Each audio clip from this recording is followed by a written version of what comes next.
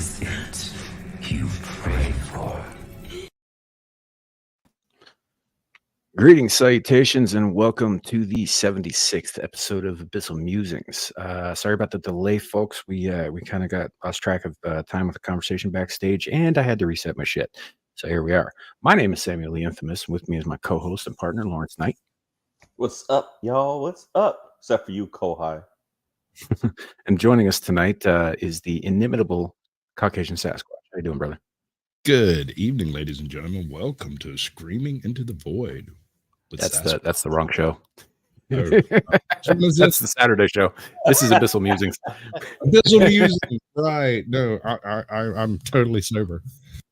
Yeah.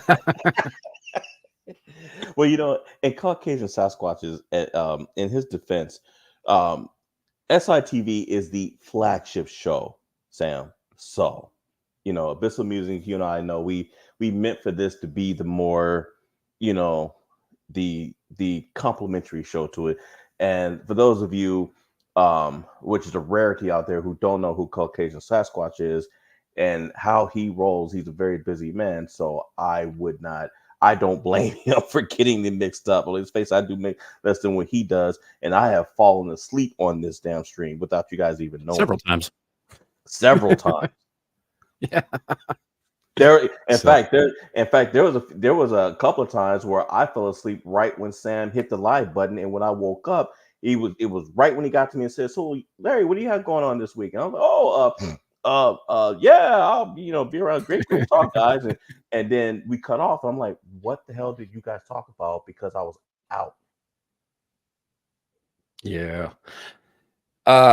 So hopefully that doesn't happen tonight. But we have I think a fun show for you guys tonight. We are live currently on Rumble, Twix, and YouTube, as well as Caucasian Sasquatch's channel on YouTube. And I see a bunch of people in the chat from over there. Welcome. Some of you guys know who I am.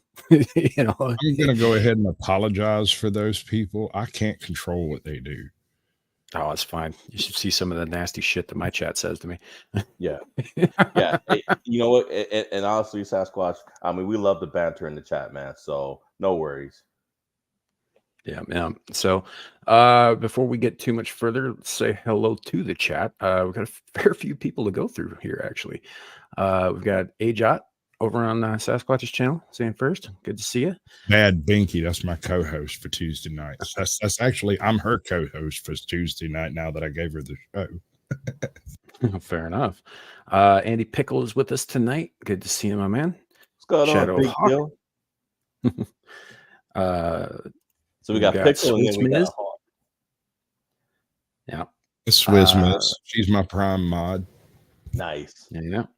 Here's my prime mod, Kohai Masochist. Good to see you, as always. More like Resident Demon. Yeah, that too. Smoking Auditor, my man. We've got Beak with us. My second tier mod. Yeah. By the way, Beak, I am working with Devil on his pronunciation and his dyslexia, so he will pronounce your name correctly the next time he sees it. I promise. That was funny. That was funny. We got Suka with us. And I was half asleep, and I was like, I don't even know if Beak is a man or a woman. I'm thinking in my head, you know, he's a man, fool. Yeah, he said it several times. We've got M with us. Good to see you. Zillage is in the chat. One of my, you know what? Actually, Zillage, we're gonna have to get you some good gear and whatnot, because I want a do over of that one time you went up on a panel. You know, I want you to have a better opportunity to speak. So we'll work something out. We'll figure something out. Yeah, it takes a Zillage to get that together, but we'll do it. Every time with that fucking pun. We got Snark and Sass. And yeah, so as you guys come in, I will highlight your comments if I don't say hello directly. So we do appreciate all of you showing up and hanging out with us. So yeah. Anywho, how y'all doing? Chilling like a villain, you know, cheating, robbing stuff. That's right. That is right. Well, you know Works what? for me. I know, Sam. I know normally you would like to do this behind closed doors. I'm the one with the big mouth Sasquatch, so I'm calling it right now. Maybe in a couple of months, if you're willing, I'd like to maybe do a semi-annual show. With the three of us. It's really been on my heart, and my mind for a while. Like our own separate show. With the three of us. You come into a Sasquatch Shields and you can summon me from the ether like a freaking devil. There we go. That I mean, sounds we've dirty. already got the devil's demon in the chat, and we love her to death, so might as well. And apparently, I need protection. It ain't me, bro. You're on your own. Hey, money talks. Money talks, sir. Right. Because you can afford me. I'll get Swiss Miss on him. Swiss Miss got my back. Swiss Miss has Swiss Miss's back. You don't want to be summoning no trouble from that quarter, man. And I'm not explaining that. See? Yeah, but that's unclear as to who she's talking to.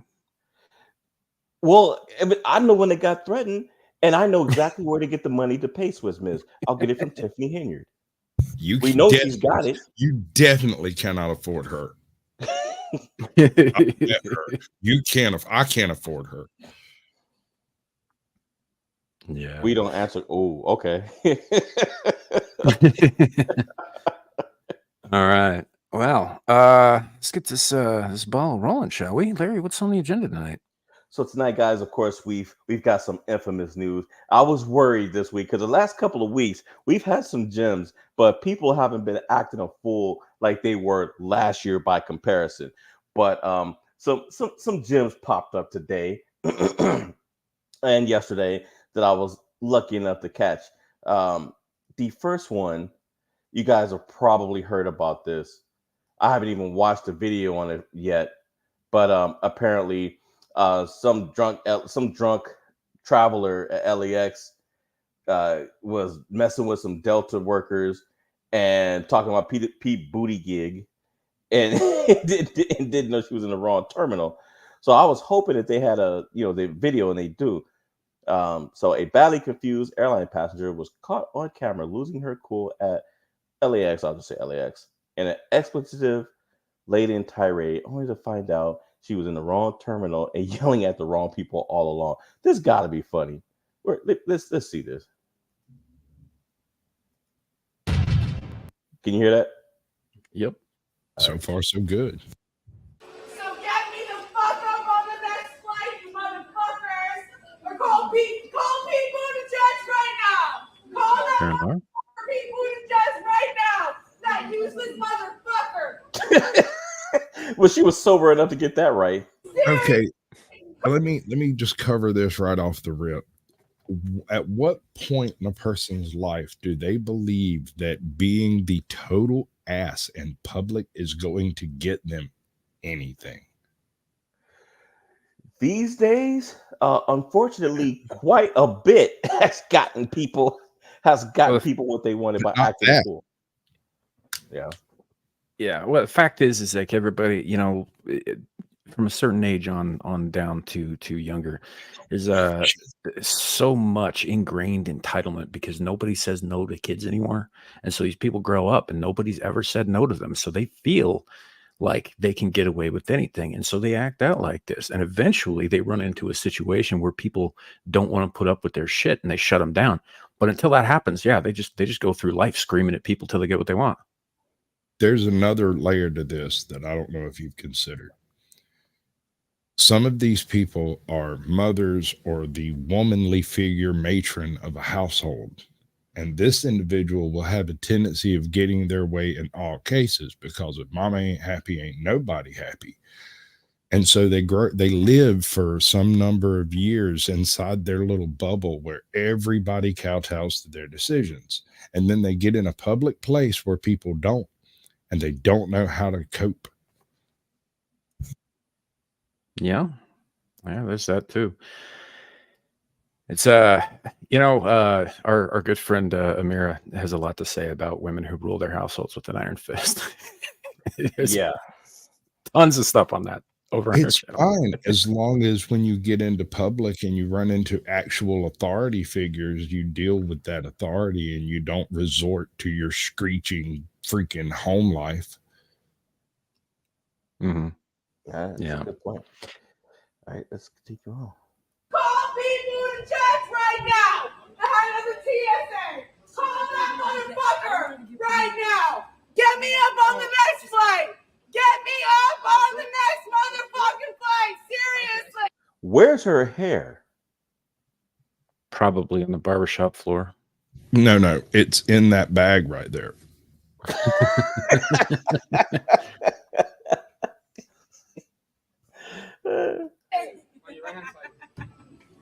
And the workers don't look bad at all. They're laughing.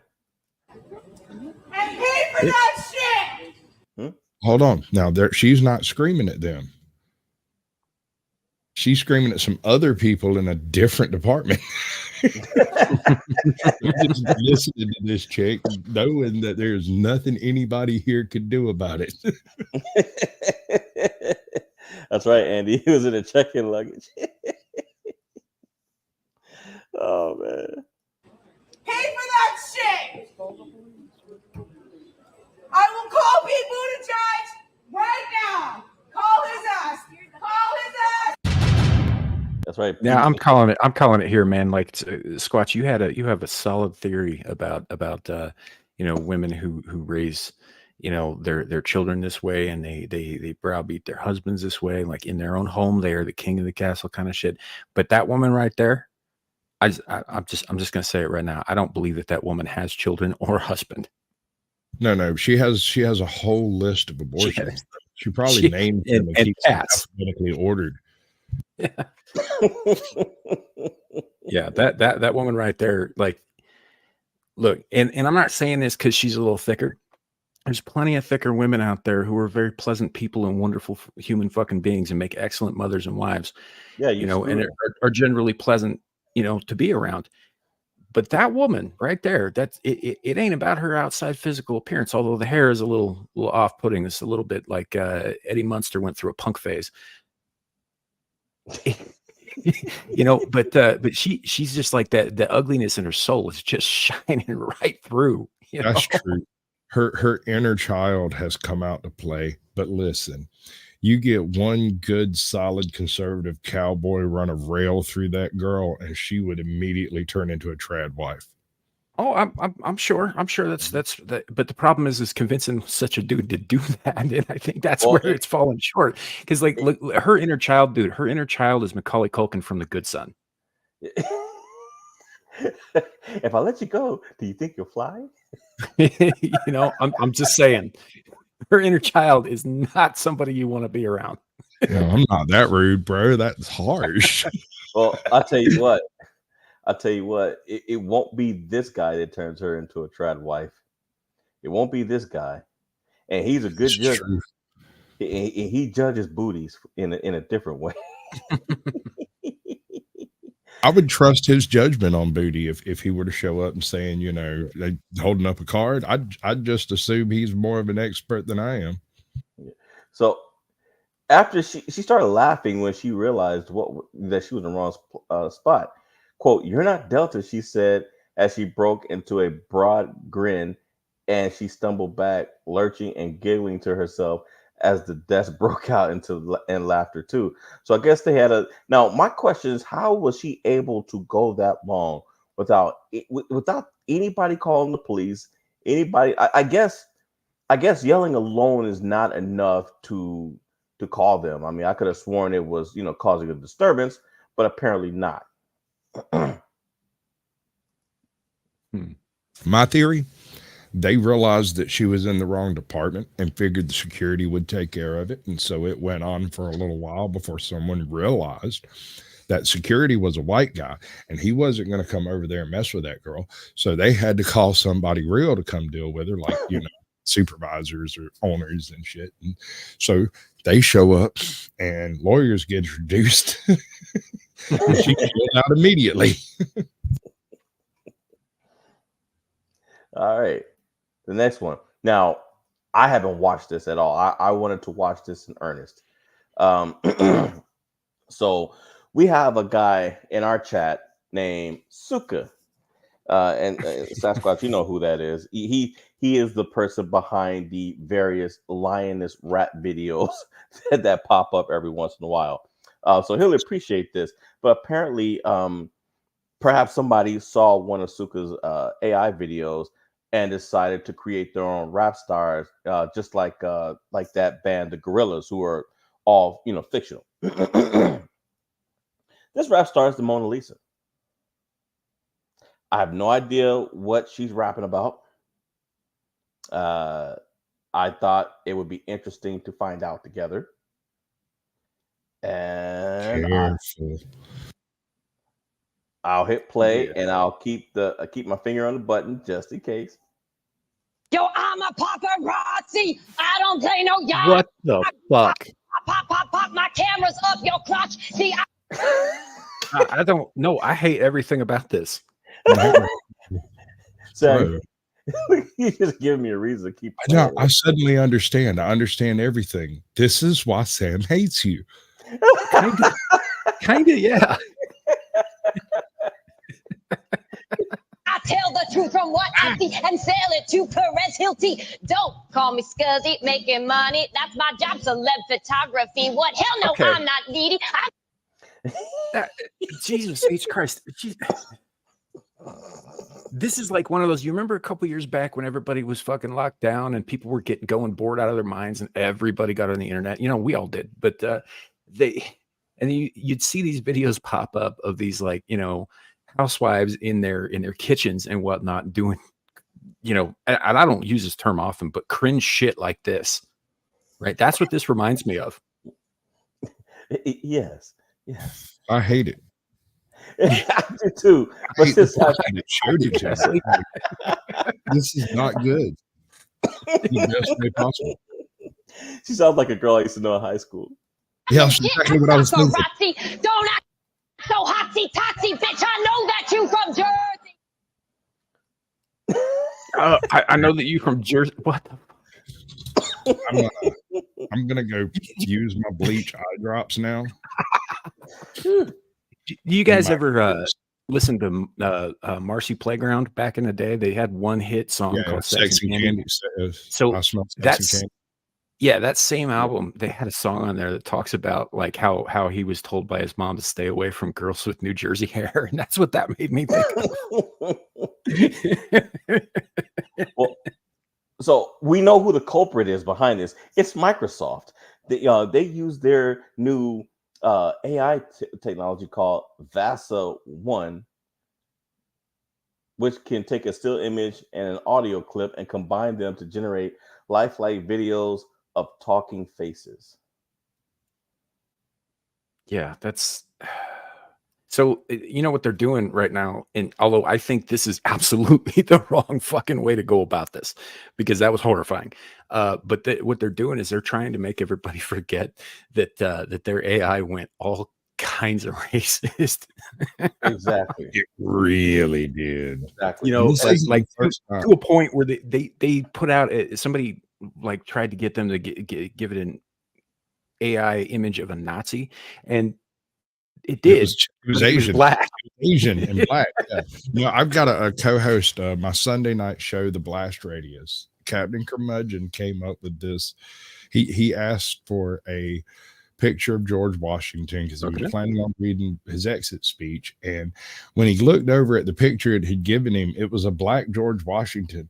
And he just started laughing maniacally and then came up with a voice for him and then translated it into like mid 70s job talk and did he did it live, dude. It was amazing. And I told him straight up, I said, dude, if I had a voice like yours, I would just talk like black George Washington for the rest of my life. That voice is so much cooler than his natural voice. I'm tempted to try it, but I'm not gonna because you know why.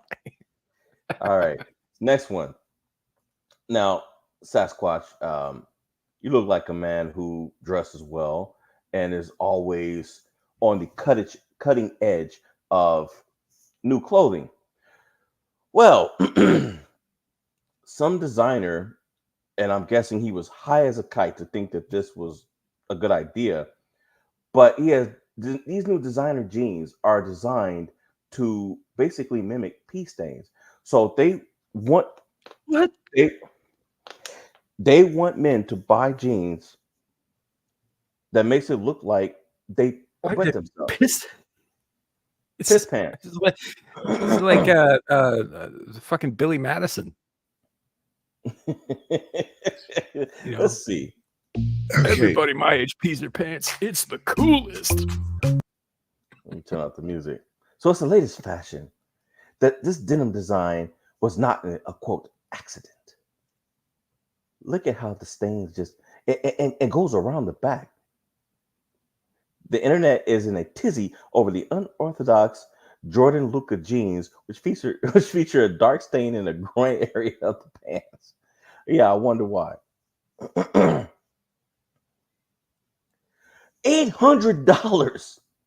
Dude, Nah, if wrong they answer. want, I could just pee on their pants for them for a whole lot less than that. I mean, I only charge like Right? $50 I have a no pair. problem with that. Well, here's a question about that, Sam.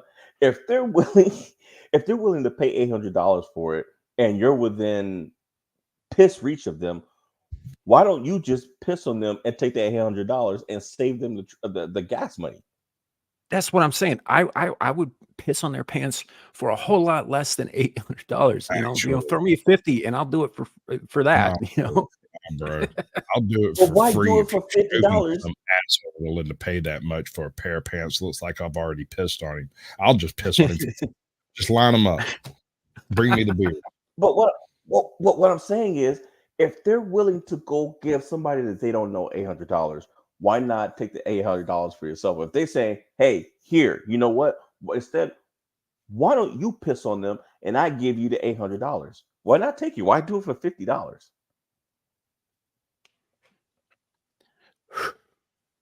No, they just deserve to be pissed on. Yeah. You misunderstand. You assume that it's It's not really about the money, man. It's not at all about the money. I just think you're dumb enough to buy some stuff that makes you look like you've peed your pants, regardless of how much you're paying for it. You deserve everything that happens to you when you get to that bar. Yeah. That's As just Frank crazy. Herbert said, the piss must flow.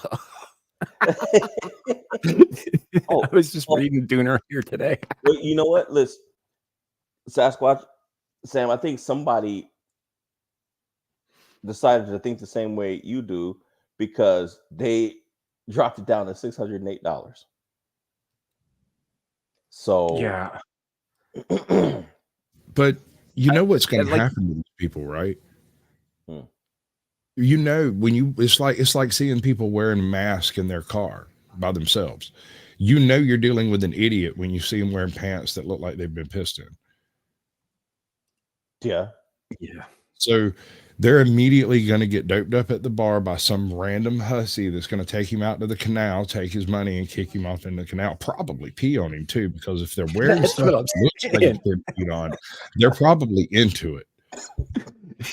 That's what I'm saying. Like, I'll just take your $50 now and pee on you right here and now, and then you don't got to worry about later. Because otherwise, they're going to want to wait for the price to drop, like you're saying it just did. Man, I don't think I can hold it that long. There's always a little beer, bro. You just ran it. Yeah. Hey, well, they sold out online. So there's probably people out there who are upset and are now genuinely looking for people to pee on their pants, probably while they're still wearing them. So, Well, you know, man, two consenting adults having the perfectly, I don't have a problem with any of that. Just not in public, bro. yeah. Yeah, this is like, I guarantee if they sold out to people who live in places like Greenwich Village, people who think they need to make a statement because their lives are fucking empty.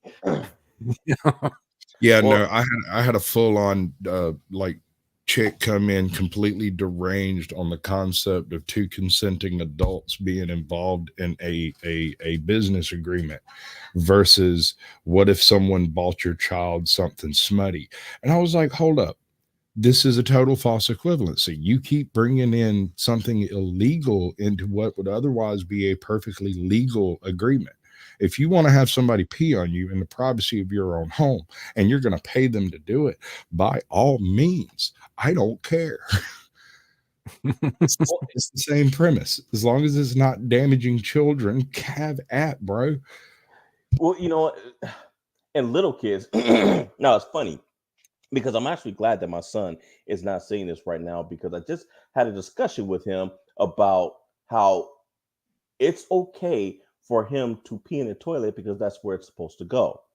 And if he sees this guy walking around with this, he's going to think it's okay for him to keep going in his pants. Now, he's still wearing, he's in pull-ups, but he thinks that it's, if he's going to get in trouble if he pees in the toilet. So I spent about half an hour today trying to get him to understand, no, son, that's where it's supposed to go. But yeah, he would definitely think that, oh, well, shoot, this guy did it. So, but Yeah. I mean, look at some of these quotes. No more having to wait for the bathroom. You can just piss yourself and say it's the design. Everybody has that one friend that they don't go to the bar with because they'll end up either vomiting on the bartender or peeing on the bar stool, one or the other, right? Mhm. That's what these pants are made for. Now, Yeah. Well, look at this picture. This guy is walking like he still has to pee. Yeah, no, but then again, he's look probably having trouble keeping parts in. at the shoes, dude.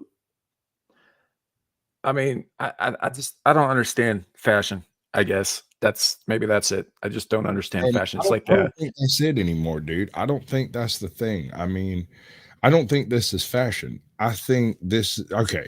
So I believe that AI has already taken over and you don't even know it because it controls every aspect of your cell phone. So all your news, all your information, all of everything you get is filtered through the AI system of the internet. So the president probably thinks he's actually doing the right thing because the AI only shows him those things. Yeah, true. Aaron, you may have a point, but I'm still not buying the point of past because people will be looking at me like, wait a minute. Okay, now this dude's got child abuse. You know, no, it's the past. Yeah, right. You know, why they put me in handcuffs and taking it's my like son. it's like Winky Woo was saying in on the Rumble chat over there. We all pissed ourselves laughing as an early teen. Dude, I pissed myself laughing at this like 5 minutes ago. Just a little bit, just a little squeak out, you know. Yeah, just a tiny bit, but enough that like I lost a little bit of control of my bladder. It's just a spot. Here's my question about this guy. He, I guess, in his weird wiring, he put so much thought into these jeans.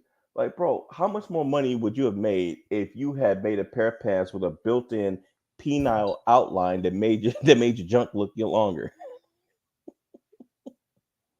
I think he's onto something.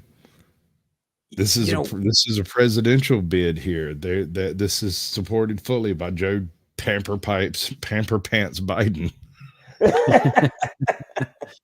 Hey, Gary, good to see it. Yeah, I don't even know. I don't know that you're on the wrong channel because you're a mod on both, dude. It's like, Hey, Carrie, you have to wet your pants before you join the stream, man. Did you? Don't send any photos, please. We don't need proof, bro. We will. Yeah, we don't need proof. Just acknowledge that you did it. Why would you do that, dude? We're all gonna get pictures. No, I don't want to get any out loud, bro. This is Carrie we're talking about. I was gonna say, he has my email, right? Hey. Yeah, right. And my phone number. Oh shit! Hey, wait a minute. Hey, what the hell am I laughing about? He's got mine too. I know.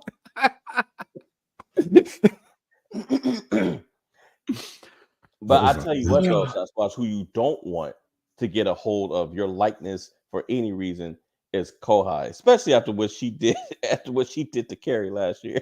with that reindeer. I think it's happened. I think I have it. Hold on.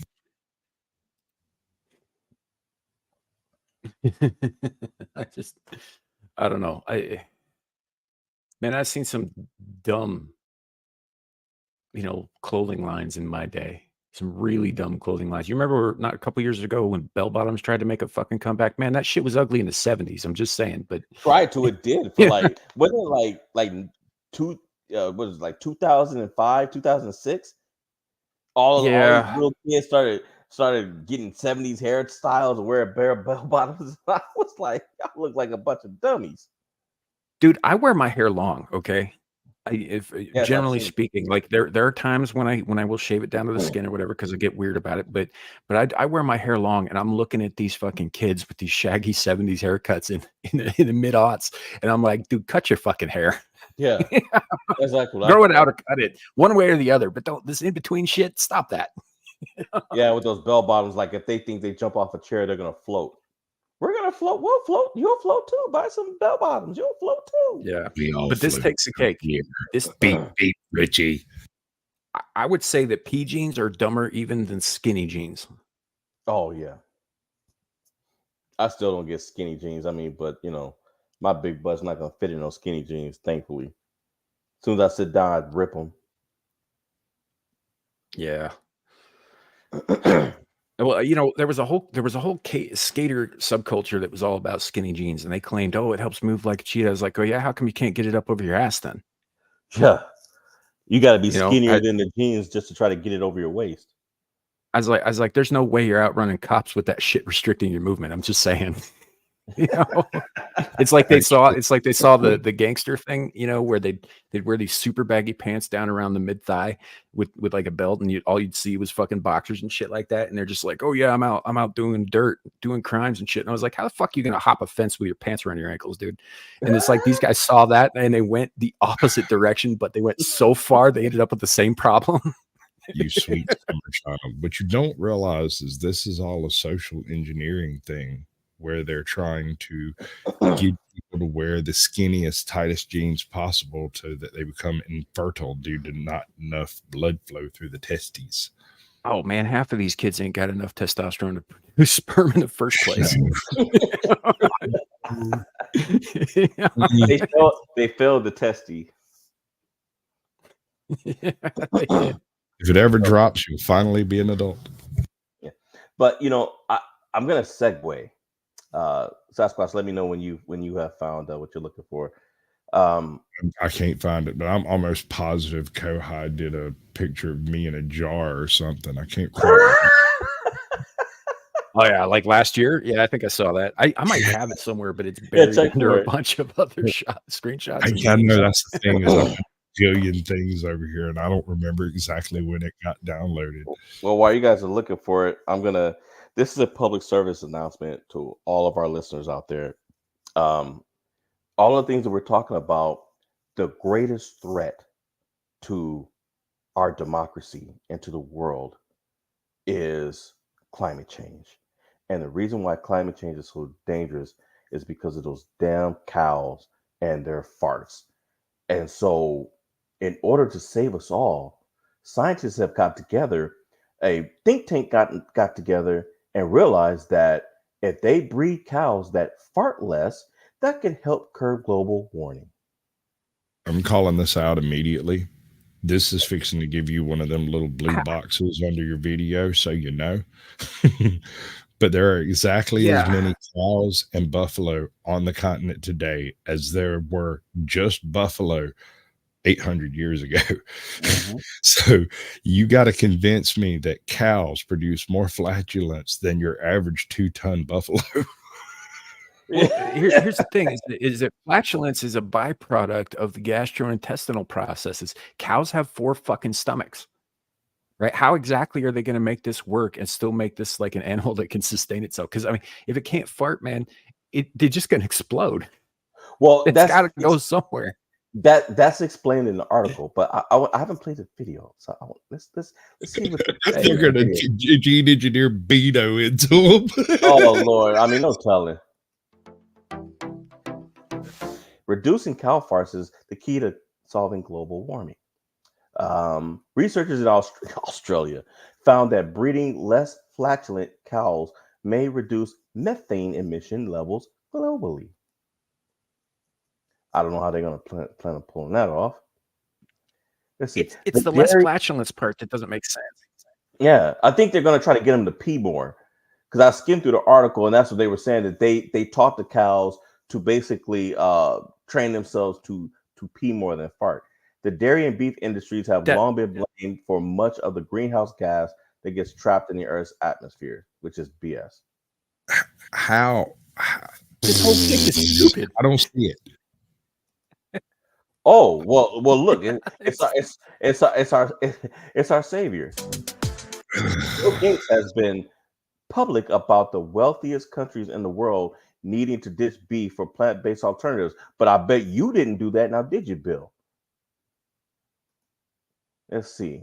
I'm gonna go out on a limb here and say that Bill doesn't know the first fucking thing about bovine biology. Oh, of course he doesn't. In 2023, he backed an Australian startup researching an ingredient found in red seaweed, which prohibits the creation of methane in cows. So, of course, he's behind this. The guy's been playing God for the longest. I was right. They're gonna put Beto in him. Yeah. Along with breeding less gassy cows, the study also found that reducing their grazing land would also cut emissions. So how are they supposed to eat? Yeah, this is what they're saying. We're gonna starve them, and exactly that's exactly what they're saying. They won't have as much. Yeah, that's the only way to do this. It's like, don't give them enough fuel to fart. Depression era cows, dude. They're gonna be out there with sway backs and big old hips like they used to be in the old movies. Other strategies include feeding constipated cattle more grains than grass, as well as more legumes and seaweeds. So you're going to force them into becoming vegetarians, basically. Or they are vegetarian. They're herbivores. But they are going to change their diet up with something that they're not designed to fucking handle. Exactly. So that's so fucking stupid. And like, you can't. A cow is a large animal, right? Mm-hmm. Is a very large mammal, which has 4 stomachs, which requires nearly constant grazing just to produce enough energy to not fall over. Right. Accurate. Right. Exactly. So, and they're also like, if they can't fart, right, that gas isn't going to not build up, right? It builds up anyway. Farting is the releasing of said gases that prevents it from doing bad things, like, say, rupturing an intestine. Have we checked into the numbers of exploding cows in Australia recently? I bet it's going to skyrocket now. I mean, one would be too many. Like, like it's like when with the milk, right, with their udders. If you do not milk them regularly, they get distended and bloated. And if you do not milk them at all, they do in fact explode, because they don't stop producing milk. But if it's got nowhere to go, it'll find a way. Life finds a way. So it occurred to me a couple of days ago that cows are vegetarians and vegetarians are vegetarians. So if they're eating my food's food, does that make them food? I would say yes. All right. Have you ever been around a vegetarian fart? Yes, unfortunately. It's not right. No, it's not right at all. It's like beef bouillon and onions. Have you been around them when they sweat? Yeah, I mean, they smell like they're farting. Not really, because usually they're too exhausted to get up. Because they ain't got any fucking protein. Yeah, but yeah, they're apparently, and it's not just the farts though. They're saying that their burps are doing it too, as well as manure management are a significant contributor to global warming. So you want to stop cows from burping, farting, and pooping.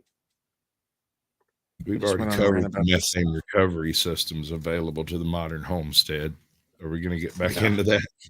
I Kaboom. just went on a rant about this global warming shit. What they're talking about, like, obviously some level of methane is in the air. It's going to happen. It's a byproduct of living organisms, right? But when they're talking about global warming, when they talk about greenhouse gases, they're not talking about methane, right? They're talking about carbon, the very basic fundamental building block of all life.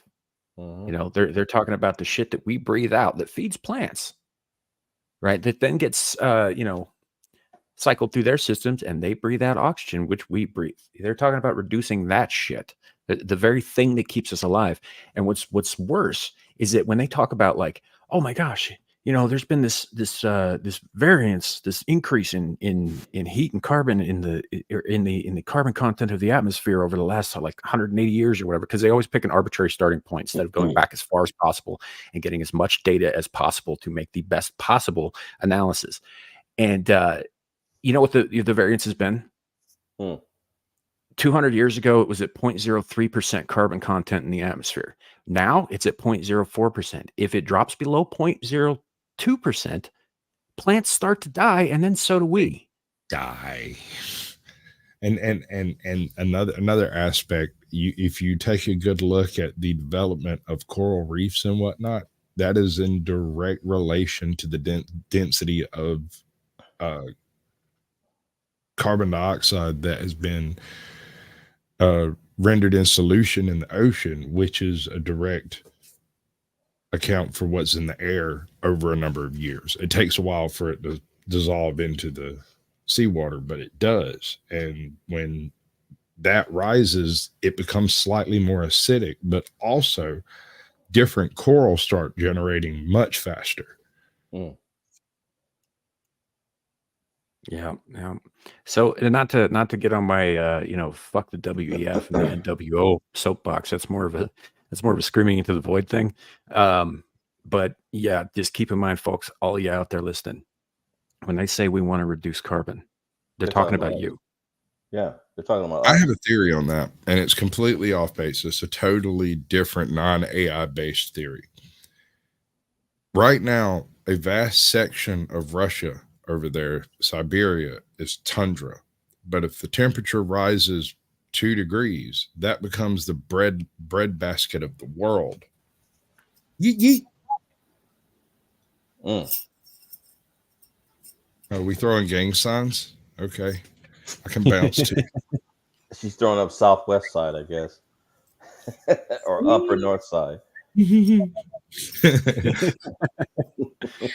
I don't know. Right? Hey guys, I was listening to your conversation, but as you guys can see, I'm making a mess. I'm painting random colors in the house. My husband's gonna be so happy. But I'm painting random colors in the house. Does this look good behind me? This green. That's green. It looks gray to me. It feels institutional to me. It feels what? Institutional.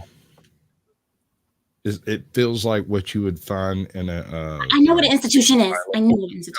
Specifically in like the padded room, that hallway right outside of the padded room when they throw you in hogtied. Well, apparently you know a lot about that, huh? You know a lot about those padded rooms.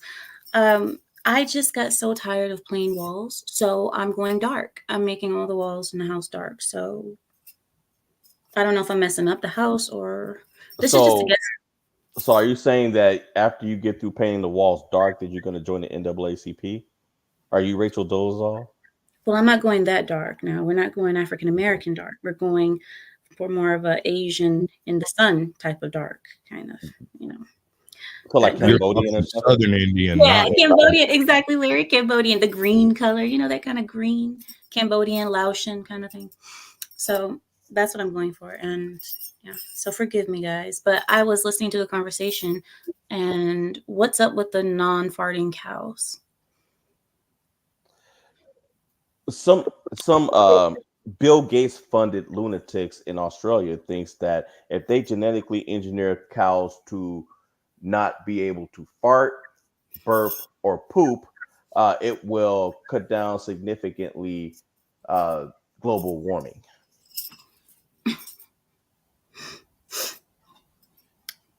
I think they're just trying to find any way to make our meat more poisonous than what it already is so that they can kill us off faster. Accurate. Yep. Yeah, well, it's that's one of the things that they're doing. Definitely. Yeah. There is, although this is unconfirmed, but there have been rumors that they are now injecting livestock with spike protein mRNA shots, so that if you eat meat, you are not getting out of getting that shit in your system. Among other things. And let's not forget, like, spontaneously burning cows, a couple years ago. Yeah. And destroying eggs. And milk.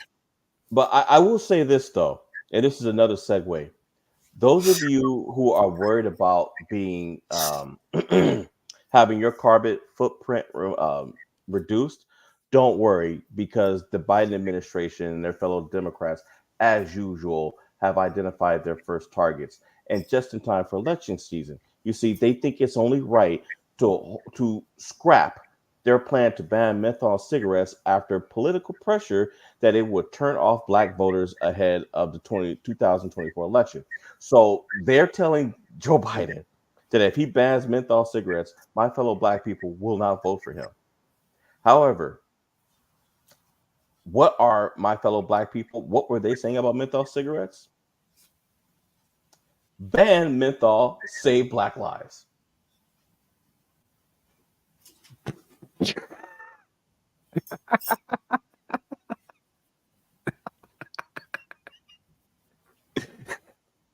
So these morons think that if they don't do what Black Lives Matter, what black people marching in the streets are demanding that they do, without asking other black people if that's even what they want, if they give them what they want, they won't vote for them in November. So let's get their votes and let them continue to die. So I'm guessing they must have dug up Margaret Singer's corpse and asked her what was the right way to go, since Planned Parenthood is getting more and more embattled because the truth about it's coming out. So I guess he figured, well, we'll just let the niggers have their menthol, and I'll blame it on Spacely Sprocket 20 years from now after I save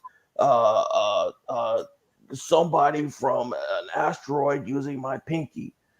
Since Biden this week has been spitting out more lies about his past.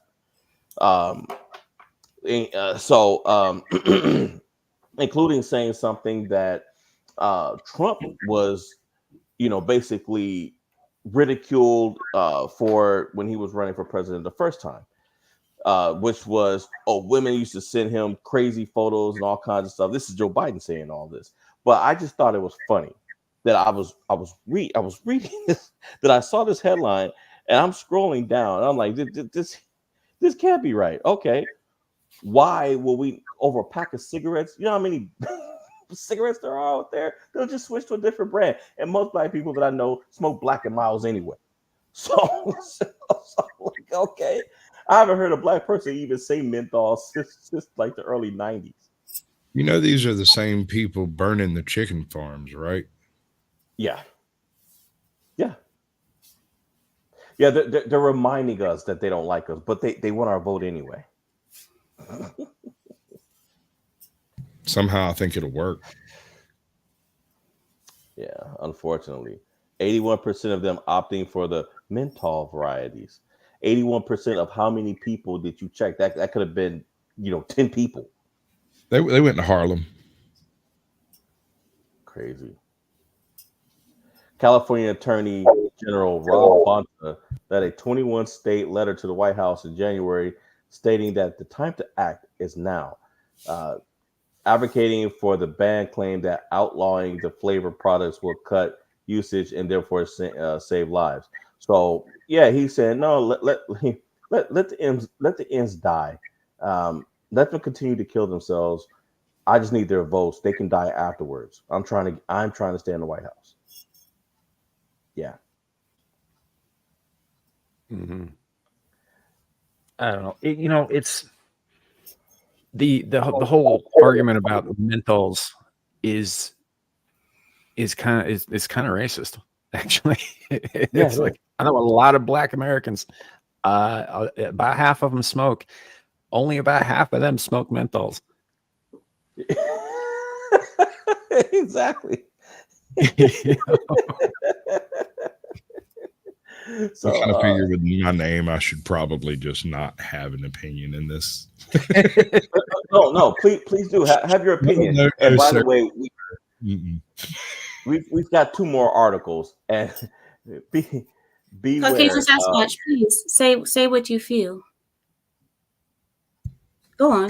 This has happened to me before, an almost identical circumstance, because I was in a restaurant and somebody popped out their phone and was like, "What were you just saying?" And I was like, "Nope." I was saying how much I love the Fifth Amendment. Yeah. So there's 2 more articles. Of course, I saved the last 2. Well, for last for a reason. Now, one of them, I feel bad for this. I feel bad for this woman. This is not something to laugh at. I can't imagine going through this. Permanently aroused. Yeah, I think I dated her. I'm pretty sure I have too. Yeah.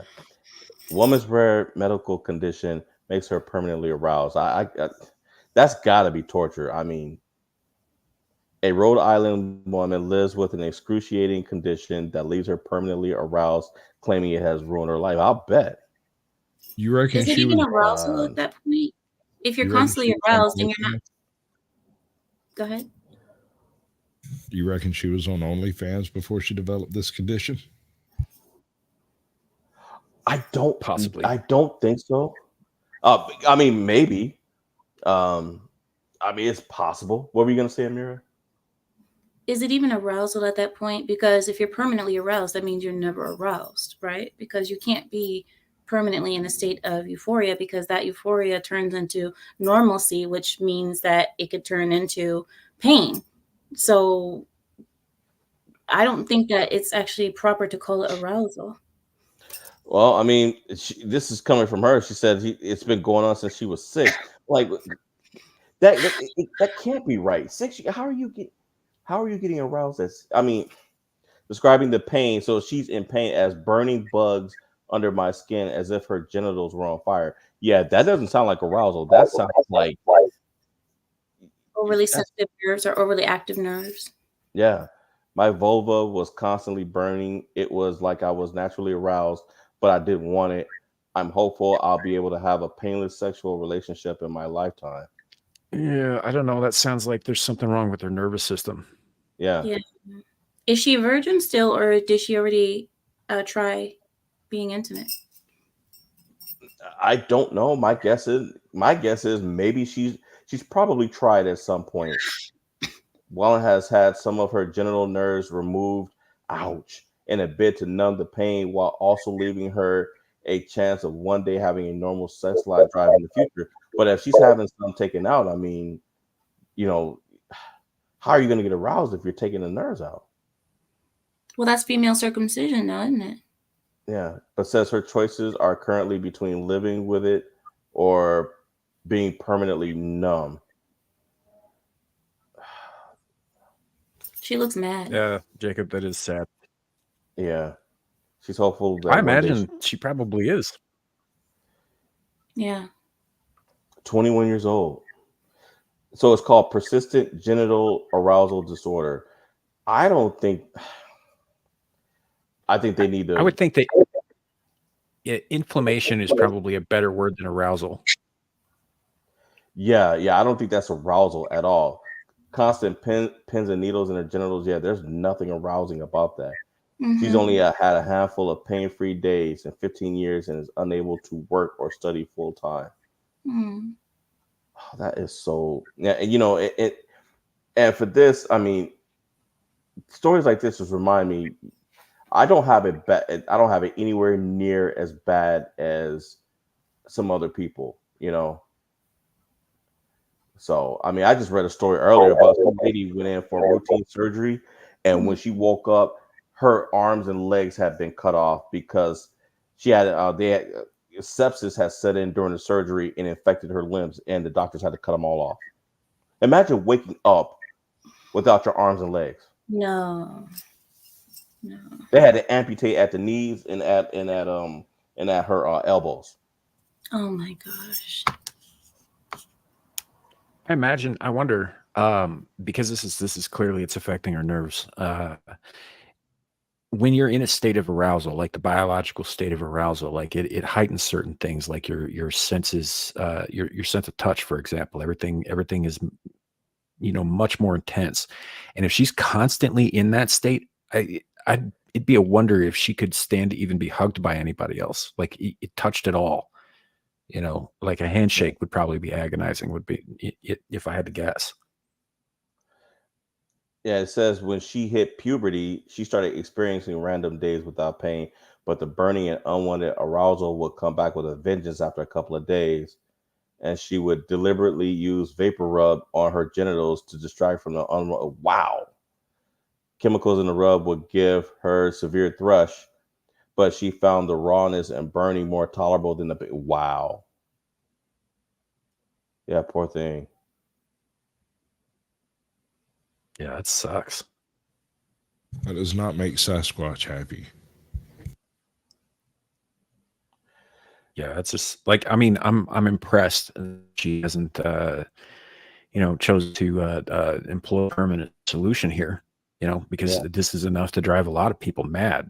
She's still standing, and I applaud that. Yeah. And lastly, and I'll just segue into this one. So while this girl is going through what she's going through, there are other women who are experiencing the other side of that spectrum. And so they too are undergoing a procedure to help with what they're dealing with. You want to know what they're doing? Women are paying $500 to get salmon sperm injected into their vaginas to boost sex lives. Dude. I'm not surprised. I've smelled a few of those women. I'm certain. Sasquatch, do you like fish sticks? If that's what's being served. So you like putting fish sticks in your mouth? I put many things in my mouth. This is the wrong platform. Can you guys grow up? Grow up. Oh my gosh. Look, first of all, we're not just hosts, we are journalists. And we have a responsibility to report on things like this. I mean, so it's not I that can see an argument for you being a journalist. But me, no, I'm just I'm just here to laugh at people on the internet. Well, that's it. But we can laugh at these people too, so that's fine. Okay, salmon sperm. All right, I got you. I'm not sure how that works. Well, they're talking about swimming upstream, right? That's where I was going. Damn. Yeah. Well, older women, they're injecting it to say that because they're not getting sexual aroused. Like you said, I don't understand how that's working. I would think that they would just swim upstream, but they're saying it's being. I don't know if it's being turkey baited into them or if they're actually taking injections like Botox style. So we do have the quote O shot, and the reporting stronger and more frequent orgasms, increased natural lubrication, and greater sexual arousal. And more cheating. And O shot is a non-surgical treatment intended to rejuvenate the vagina and increase sexual arousal, and is alleged to typically show results after about 2 or 4 sessions. So, okay. So I'm just gonna lay this out there. For those of you who have been following me for a while, you know that I'm a very large fan of all things cosmic horrors, particularly H.P. Lovecraft, that kind of thing. This is how you get deep ones. This right here is how you get deep ones. The conqueror has risen. Yep. You know, it's women getting knocked up by fish. And their offspring are somewhere in between, little scaly, little bug-eyed, and eventually they just go beneath the waves. And there they grow into the darkest of horrors that mankind has ever faced. I'm serious. Read the what the fuck is the name of that book? All of a sudden, I can only remember like half the title.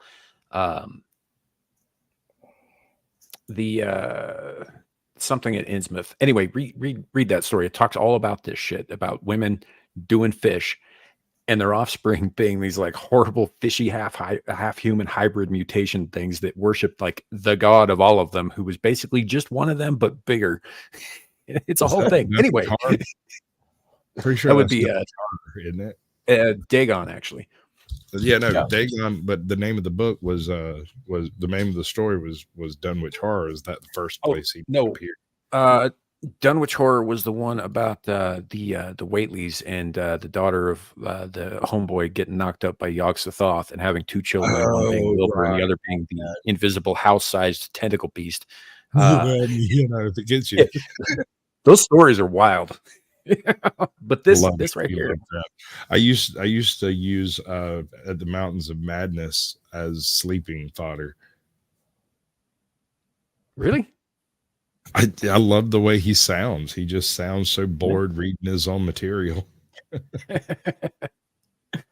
Yeah, it's a good story though. But yeah, no, like women out there, don't put fish sperm in your bodies. Just Well, I'm amazed everything about that is fucking wrong. yeah, the article said that they sterilized and purified it, and apparently Koreans have been it's a major part of Korean skincare. I've seen no offense, I've seen a lot of I was stationed in South Korea, and then we've had this discussion. I've seen some of them when their makeup comes off, and ladies, just from what I've seen, it doesn't work because it's supposedly it helps their skin and rejuvenates the skin and everything. And when that makeup came off, it was bad. As I said on the Knife Hands last night, we were talking about that, and I said, I went home with a Korean dancer, and when she took off that makeup, the B in my BBC dropped down to F for flaccid BC. She looked completely different. She had aged about 20 years. It was like one of Amira's videos where, this girl like took off makeup and then all of a sudden parts of her scalp was coming off and her jaw wasn't the same because it was like a prosthetic and there's all kinds of stuff. And I was just like, this chick went from looking around 26 to about 48 in less than a minute. And I'm looking around. I said, hey, where's so-and-so? Because I went to use the restroom. I came back. I said, hey, where's so-and-so? She was like, what are you talking about? I'm right here. And I was just like, oh, well, I think I'm just going to knock out here on the floor. You got to cover the things. Good night. You going to sleep? I was like, yeah, it's 2 a.m. Got up in the morning and left as soon as I could. Tried to sneak out, but yeah, she caught me at the door. And I told her I had to get back to base and ran my butt up out of there and never saw her again. Fair enough. That was a good plan. Now, on to our main topic. Everybody, we are talking about Bigfoot. All right. So, Mr. Sasquatch, since now we know you made it abundantly clear last week when I asked you to come on, you made it abundantly clear that this is not you that they're seeing. Yeah, they've never caught me on camera. Okay. Okay. So I pulled up, I found quite a bit of information about Bigfoot / Now, here's a stupid question that I have for you two. And I feel stupid saying this, but I have to ask. because even though Bigfoot is really famous, it wasn't up until this week that I really took an interest in kind of researching him. So I'm not sure. I know Sasquatch and Bigfoot, I know it's the same thing, but is the Yeti another name for him as well? Or is that a completely different cryptid? Of course, we're speaking hypothetically here. Correct. Okay. So there are distinct differences between the types of Bigfoots that seem to be crawling in the world. Your Western Bigfoots typically are, 8 to 12 foot. They're ginormous monsters with massive feet. The Patterson Gimli film, classic. Then on the East Coast, you have what seems to be a totally different variation. These things tend to be redder and much smaller, more along the lines of 5 to 6 feet rather than the 7 to 8 feet that you see out west.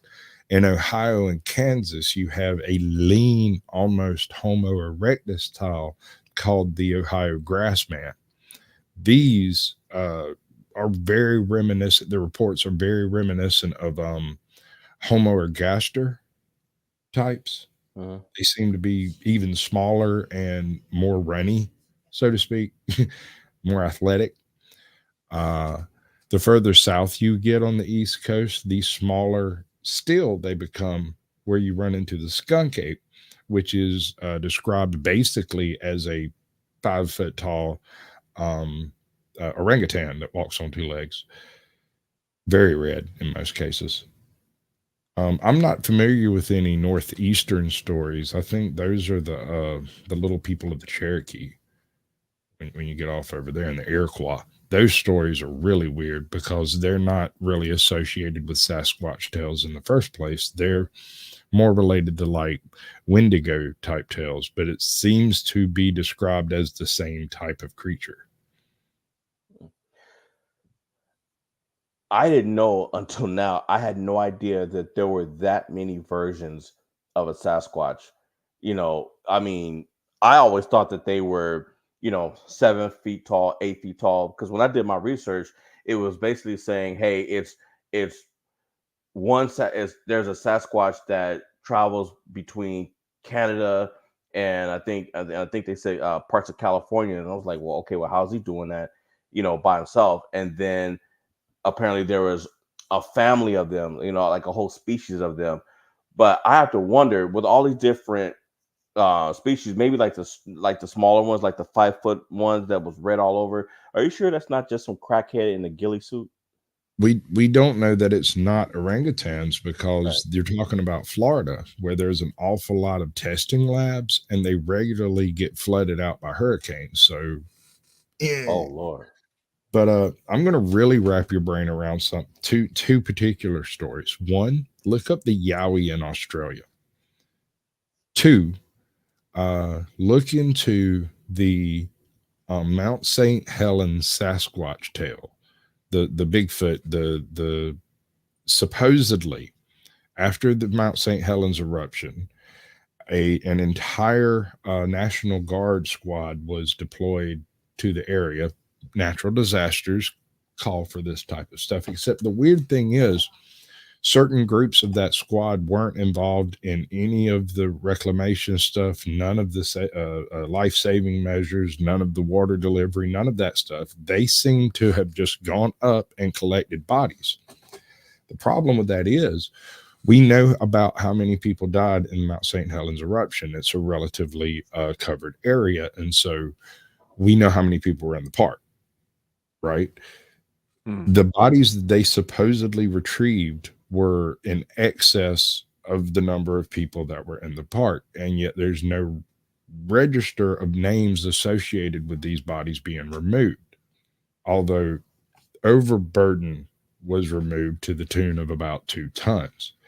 There are all kinds of stories from different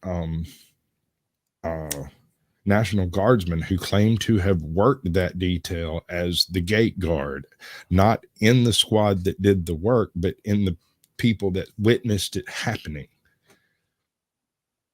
But The story goes that they removed 24 individuals from the side of that mountain because they couldn't, quote unquote, couldn't have it getting out. What do you think about that, Sam? I mean, that takes that whole thing to a much darker place than it already was. Well, if you found out tomorrow that absolutely there is a cryptid hominid running around in the hithers and thithers and yons of the country, what would that cause the EPA to do? Well, they'd probably classify it as some kind of like rare endangered animal, and then yeah. Would But they there would be. Wouldn't they start booting people out of their homes? Anybody in the area? Wouldn't they seal it off? That's possible because these creatures may not be creatures; they might be uneducated people. And if that's the case, then they have far more rights than you're giving them credit. Right. And so they're going to clear everybody out of the area because you don't want to destroy an entire people, and you have to protect their ecosystem, so to speak. So anybody who has property, they're getting booted out of there. The government's probably going to declare. I don't think it would be as bad as you think, because the government already owns like 96% of the property out there. And so I don't think it would really involve booting a bunch of people. They would probably attempt to purchase land on any of the areas that were classically associated with sightings and whatnot. Oh, fair enough. No, I was just looking at that famous image of the plume of smoke from Mount St. Helens, right next, like there was the I want to say it was Yugo. It wasn't the Yugo with like a bicycle on the back of it, and the guy who owned that was the one who took the shot. He was apparently just barely out of range. It almost got him too. And he was talking about it, and he apparently he told his friend, he's like, dude, I had the wrong filter on it, but there was lightning shooting all out of that stuff, which happens with eruptions and all that. But it's still, even without all of the atmospheric electrical effects, it's a very imposing picture. I mean, the whole top of that mountain is gone. Yeah, it lost something like 380 feet from the peak, and God knows how much off the side of it. It was a massive event. Yeah. But you have a question here. From Anti-Atjack, didn't the St. Helens Sasquatches originally sell all the jars of ash to those that sold them brick and mortar? I don't actually know what that's a reference to, really. As far as I know, this, and I think Bob Gimlin does a video on it, but I don't hold me to that because I can't remember where I saw it. But I read it first in an old magazine back when I was a teenager, and I thought it was like wild. Like not long after it happened, I can't remember the magazine either.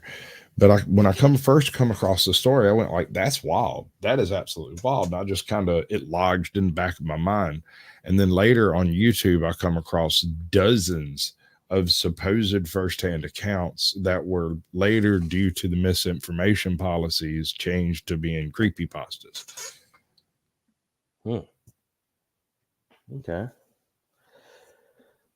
Well, let's see what some of these ticker talk stories. Let's see what they're saying. Can you guys hear that? Negative. Yeah. Oh, you did? Okay. You didn't hear it? I thought I did. Try it again.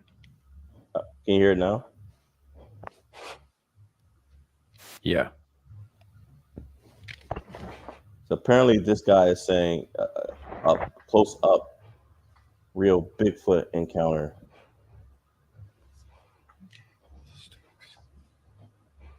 This turns out to be a beef jerky commercial. I'm gonna be pissed.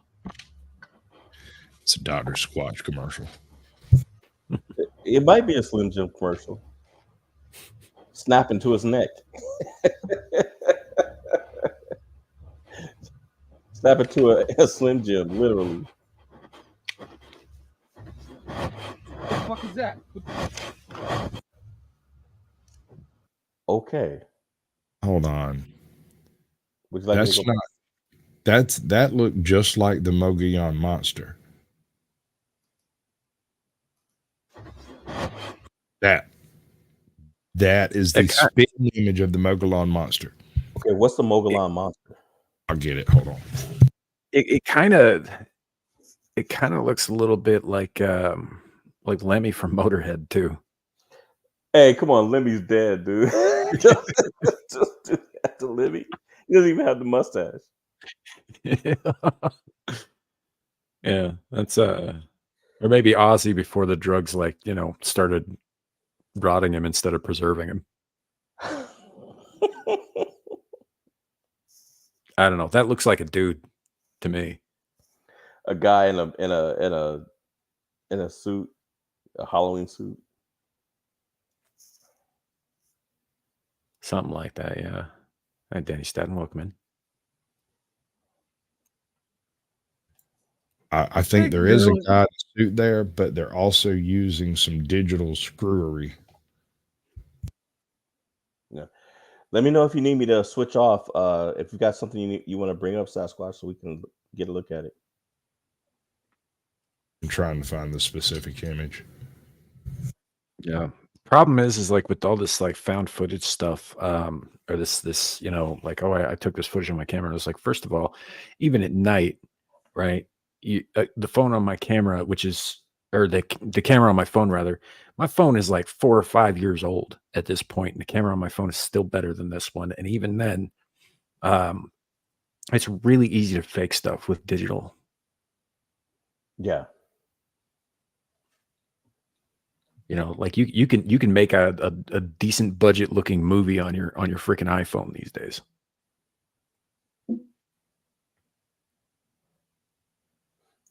I mean, some people have been making movies with their iPhone for the past, I don't want to say 10 years, maybe 8 years.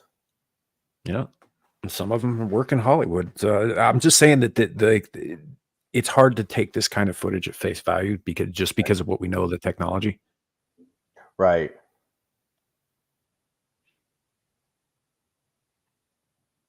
Yeah. So I don't know, man. But yeah, no, to me that looks like it does. It looks like Ozzy circa Blizzard of Oz with a fur coat. Yeah. And the bad thing about it too, with all the technologies that is out there to do this, if somebody catches something real, nobody's going to believe it. That person is going to even if they take a live video, that person is going to have to catch and probably dissect that thing so that people can see if it's real. Kind of like what was it, the like we did last week, was it the Beast of Bray Road? Mm-hmm. I'm still thinking that's some kind of big backstage. There we go.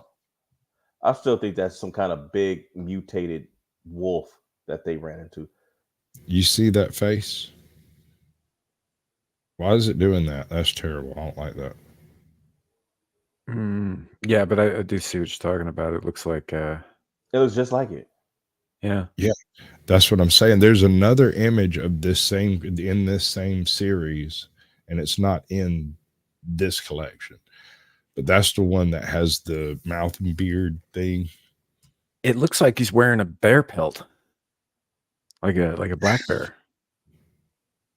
It's a weird image. I've brought this up on my show a couple of dozen times, and different people come to different conclusions about it. I think it looks like a very old orangutan.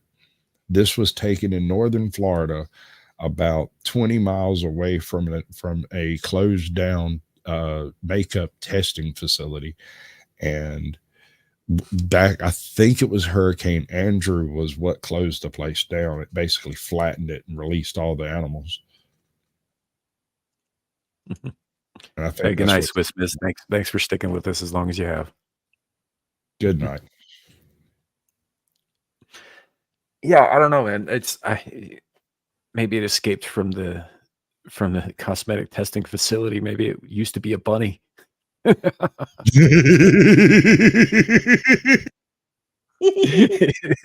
Just got injected with a bunch of shit and grew out of control. It's like that were rabbit from Wallace and Gromit.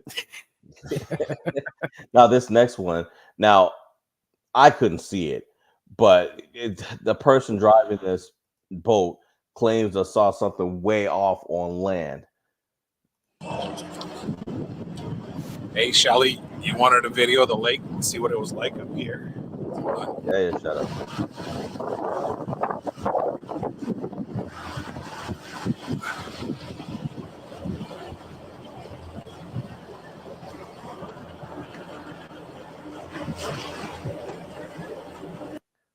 So I'm guessing that's what that could just be a guy. I think I've seen this footage before, and I'm pretty sure that was just a dude. I've got all of the footage, all of the bits that he's shown so far collected in a collection in a video on my computer somewhere. And I swear I brought it up and showed it on your show one night. I'm almost positive. I think that might be where I've seen it. Yeah. Yeah. There's also the one in the train where it looks like Sasquatch is popping a squat out by the train tracks. And that one was wild. It's a good one. Okay. Now, this one. Here's one. So this is supposed to be a Bigfoot sighting in Canada. The following footage was supplied to Global News by Todd Stanley and has not been independently verified. By the trees.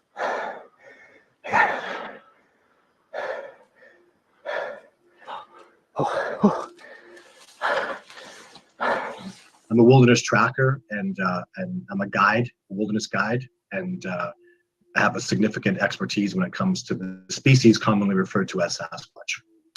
First year I think I filmed them was a project. Now, I'm not sure. It kind of looks like what you just showed us, Sasquatch. I mean, could be any number of things. I mean, that could be a sloth. Yeah. Dude, that could be the hobo in a fur coat. Yeah. Well, it's definitely not me on Nomi a without you. bad night. It's No, definitely not Nomi. It could be Squatch's wife in the wild. Ooh. What did I do to you?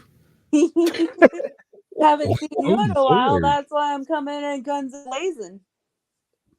Have you been drinking? No. You're Wait, not in that box of wine yet, are you?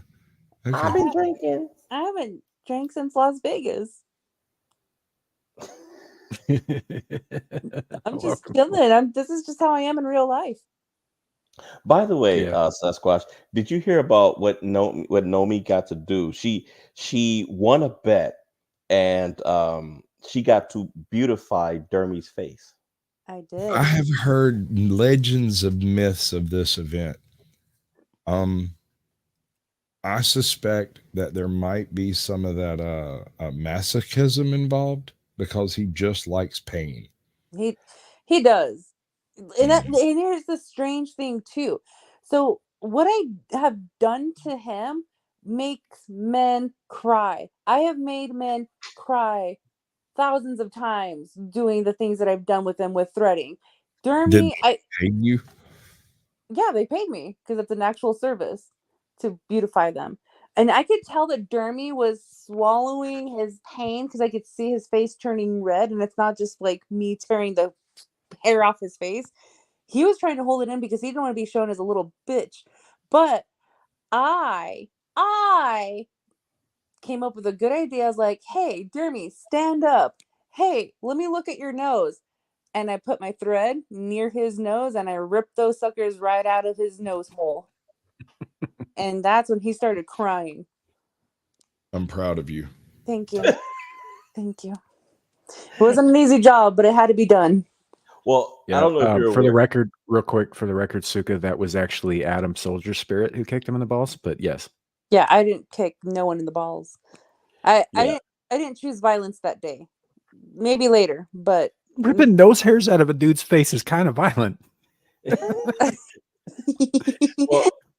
Well, here's the thing though. From all week, Dermy has been declaring his love and admiration and attraction for Nomi because of the pain that she inflicted on him. So Yeah, I do take pride in making men cry, physically cry, not well, yeah. take your time, Amira. I know you're in there painting, so those fumes are probably getting to you. Can you move to a different room that doesn't have paint fumes?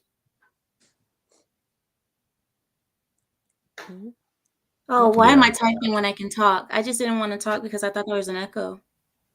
No, we hear you loud and clear. Okay. Yeah, no, I just want to take a minute to get myself together because I'm getting dizzy. So I'm going to go drink some water and sit down for a second. I'll be back. Yeah, take 5 minutes, girl. Get some fresh air. Yeah. That the paint fumes are no joke. Yeah. All right, guys. Bye. All right. All right, see you soon.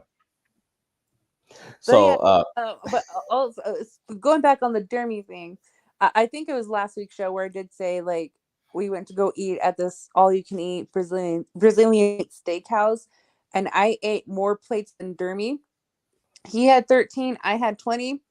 So earlier today, I posted or retweeted, Krispy Kreme donuts in Korea are releasing Pokemon themed donuts, and I was like, oh, I'm gonna go into diabetic coma.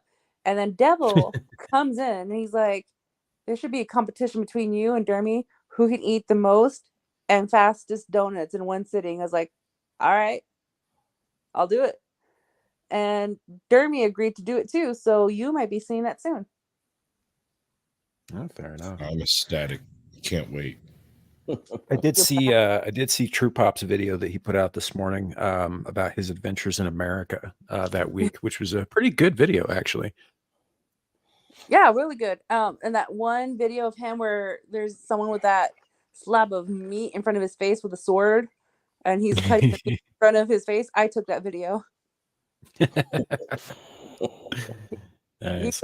He was overwhelmed. He's like, "Oh my gosh, America is great." It's like, "Oh man, if you think Brazilian chain food restaurant gets you going, wait until you try real Mexican food." Right? Yeah. No, he was very excited. He was very happy about his time here. You know, and it was a good time for him. He got to shoot guns his first day here in America, and he tried biscuits and gravy American style. You know, and did a number of other things, but I think the highlight, and he only leaves like a little clip of this at the end of the video, was this guy True Pop that we've been teasing about looking like Justin Bieber for the last year actually did a Justin Bieber song at a karaoke bar. He did do that. Baby, baby. That song. Yeah, it was that song too. I knew it. It was Baby. Yeah, it was Baby by Justin Bieber. Yeah. No, shout out to True Pop. Yeah. You should have made Dermy sing that song while you were snatching his nose hairs out. With other opportunities to torture Dermy. Yeah. Now there's always opportunities to torture Dermy. That guy asks for it. If you pay him, he'll put himself through just about anything. Yeah. He's a pain whore. Yeah. He could be the new generation of jackass. He can get him a whole crew. It could be him, Adam Soldier Spirit. Who else? Devil, Horny Alf, Adam the Renaissance Nerd. We'll get the whole crew on there. I'm gonna bring this up. I think, yeah, this is the meme that we were talking about earlier that Kohai made. No, I like it. Somebody wanted to bottle me, I guess. So I can rub me all over me. She wanted to keep you, and then she wanted to pickle you like she did Andy. She got Andy in the jar too. I'm not a member of the pickle. Yeah, Smoking Otter. Give me a second, and I'll put that in the chat for you. Give me a minute. We're gonna give you 5 minutes, Samuel. But I'm not that fast at this. I'm sorry. Okay, boomer. Boomer. I'm not that old. Well, I'm not. My mother's a boomer.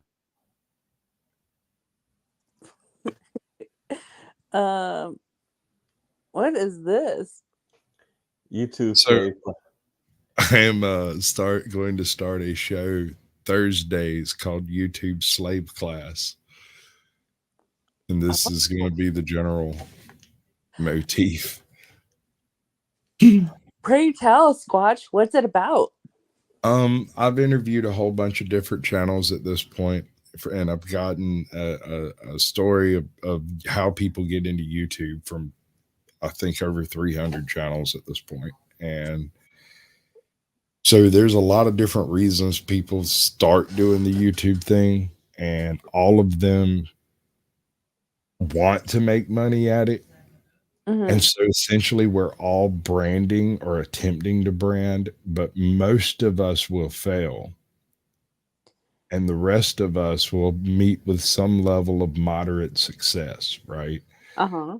These are the YouTube slavers, man. These are the people that are grinding this crap out day in and day out, and they do it Iron Man style. We're all running our channels single-handedly. No one has a producer unless they've got a cousin who's slightly autistic. None of us have sound men. None of us are doing any of the professional stuff, but we're competing on a professional level with these people. And I want to provide a place where these people can at least bring complaints and you know, things that have happened. We're not talking First Amendment. We're not talking cops. We're not talking reaction videos. We're talking about terms of service, StreamYard issues. We're talking about all of the things that it takes to YouTube in whatever facet or capacity you utilize it. A class to teach the YouTube slave class how to slave better. Hey, How to be a slave.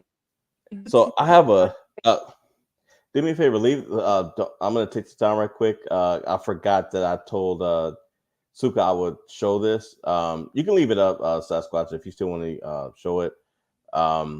But he sent me a video, and I think, yeah, I can't use the music because the music is definitely copyrighted. But I think that you guys will recognize it. It's shoot, I don't even know if I can, because it's on Twitter, so I don't know. I don't know if I can show it like this. Because I have to expand and do all this other stuff to play it. I'm not sure that it'll work like that. But it's that video of that Yeti falling down the mountain.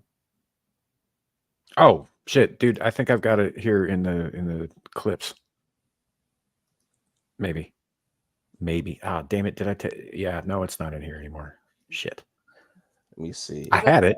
Let me see if I can find it on my shit here. I don't remember if I labeled it or not, so it might take me a second. I think that might be it. You think? Well, yeah. Sometimes I label these things, and sometimes they're just like a string of letters and numbers because, Oh. Watch out, guys. And we all know that's dangerous. I think it's this one. Let me see. Backstage. Yeah, Yeah, there it is. Gosh. Oh. Wasn't me. I did label it. Haha. It's the same video. Yeah. I love it. Yeah, I think that was because Squatch, you sent that to me before actually the toaster thing. Oh, really? That was a ways back. I don't even think I explained it. I just said it and left it hanging. No, you did. I just got this email from you with this attachment, and I was like, "What the fuck is this?" So I clicked on it. I was like, "What the fuck is this?" I've been known to drink sometimes. And I'll show you my Sasquatch if you're not careful. Oh. Well, I thought some people in the crowd might want that. Well, it's just videos and memes and stuff like that. Like well, let's see it. You want to bring anything up? A lot of it comes from Jack Link's commercials, and I've got a fire burning next to me. Okay. Mm-hmm. There's not Like- supposed to be a fire next to me. Like your studio's on fire? Only a little bit. Stop. Now I'm worried. But you know, Sasquatch never did quite master control of fire. It's it at the best. Yeah. We're safe. We're safe? Okay, good. Nobody's burning down today. So, you know, it's funny. I actually just had this brought to my attention again just a few minutes ago by somebody on Twitter. So not this last episode of no, it was this last episode of Screaming into the Void. Apparently has been labeled by YouTube as NSFW. Yeah. Right. Specifically, when you click on Screaming into the Void episode 92, a little box pops up that says, "Caution: this video may contain references to suicide and or self-harm. Do you wish to proceed?" Did we talk about any of that? Well, yeah, but you know, it wasn't for very long. So it was fact. Yeah, it was stating a fact, but that kind of shit, that I still think it's fucking retarded that they're putting warning labels on shit like that. You know? Yeah, and it wasn't like us encouraging anything. No, I was wholly against the idea of suicide in that video. Here's the problem. I mean, they're advertising for it now in Canada. If you're just mildly depressed or you stub your toe in the hall, step on a Lego one morning, it's just euthanasia. Mm-hmm. Yeah. So this, by the way, this is why we stream to multiple platforms now. You know, we're streaming live on Twix right now. We're streaming on Rumble. The reason for that is because we had an issue with YouTube at the beginning of the year due to some things that were allegedly said by me, that were absolutely said by me. got ourselves suspended, and another channel who was co-streaming with us at the time, Legion Talk. We were both suspended for a week over that, and it was me that said the thing. It wasn't anybody else, and which forced me to really seriously look into this Rumble thing, which I'd kind of been half-assed thinking about for about a year. You know, but I hadn't really done anything with it. I didn't really, look into it at all. But I'm just like, well, shit, if we're going to continue doing a show, I need to make sure that we can do it somewhere. And it forced me to do that. And when it did, it's like this great big, Mama Susan shaped weight was lifted off my fucking shoulders. Like I'm no longer concerned about YouTube's problems with things that I may or may not say here now in the future. There's a very good chance, like, while this show Abyssal Musings is not typically very political, my Screaming into the Void show is. There's a very good chance I'm gonna get yeeted off of YouTube by the end of the year. It is an election year, folks. Oh yeah, they're gonna be looking for anybody and everybody. Yeah, so we'll see what happens, but I'm just not as worried about that as I once was. I love my audience here. I love you guys. I do, and I'm glad you're with me. But most of you also know where to find us elsewhere too, in case something happens. So it's I post that shit in almost every fucking description, just in case. And yeah, because like right now. The strike that I got for that was a channel strike. They pulled the episode off of YouTube. It is still up on Rumble and Twitter, but and I have a copy of it on my hard drive. It's a whole, it's safe, but it was pulled off of YouTube. I got the channel strike. The funny thing is I had done a short clip video from a different live stream about a month before that also got yoinked. Weirdly enough, Rumble captured the fucking URL before that happened, and it was only up for about 13 minutes before they pulled it. That had some less than savory jokes about certain ethnicities and possibly showers and ovens and train rides. Oh my God, Samuel. I have a song. It wasn't me. It wasn't me. It was Dermy. Dermy said the things. But Anyway, so the live stream that all that got pulled from, that all that got cut from and put into this little video is still up on YouTube with all of those things in the live stream, still up, no restrictions. It's the weirdest damn thing. It even passed copyright, which, because it was a Star Trek stream, kind of amazed me. I've got one that I put up as a live stream is still sitting up today. I edited it down to a video to upload, and they blocked it in like 139 countries or something like that. Wow. Right. Yeah, I edited the blocked video into a short, and it stayed up for 6 weeks and was then blocked and then just removed with no notification. Right.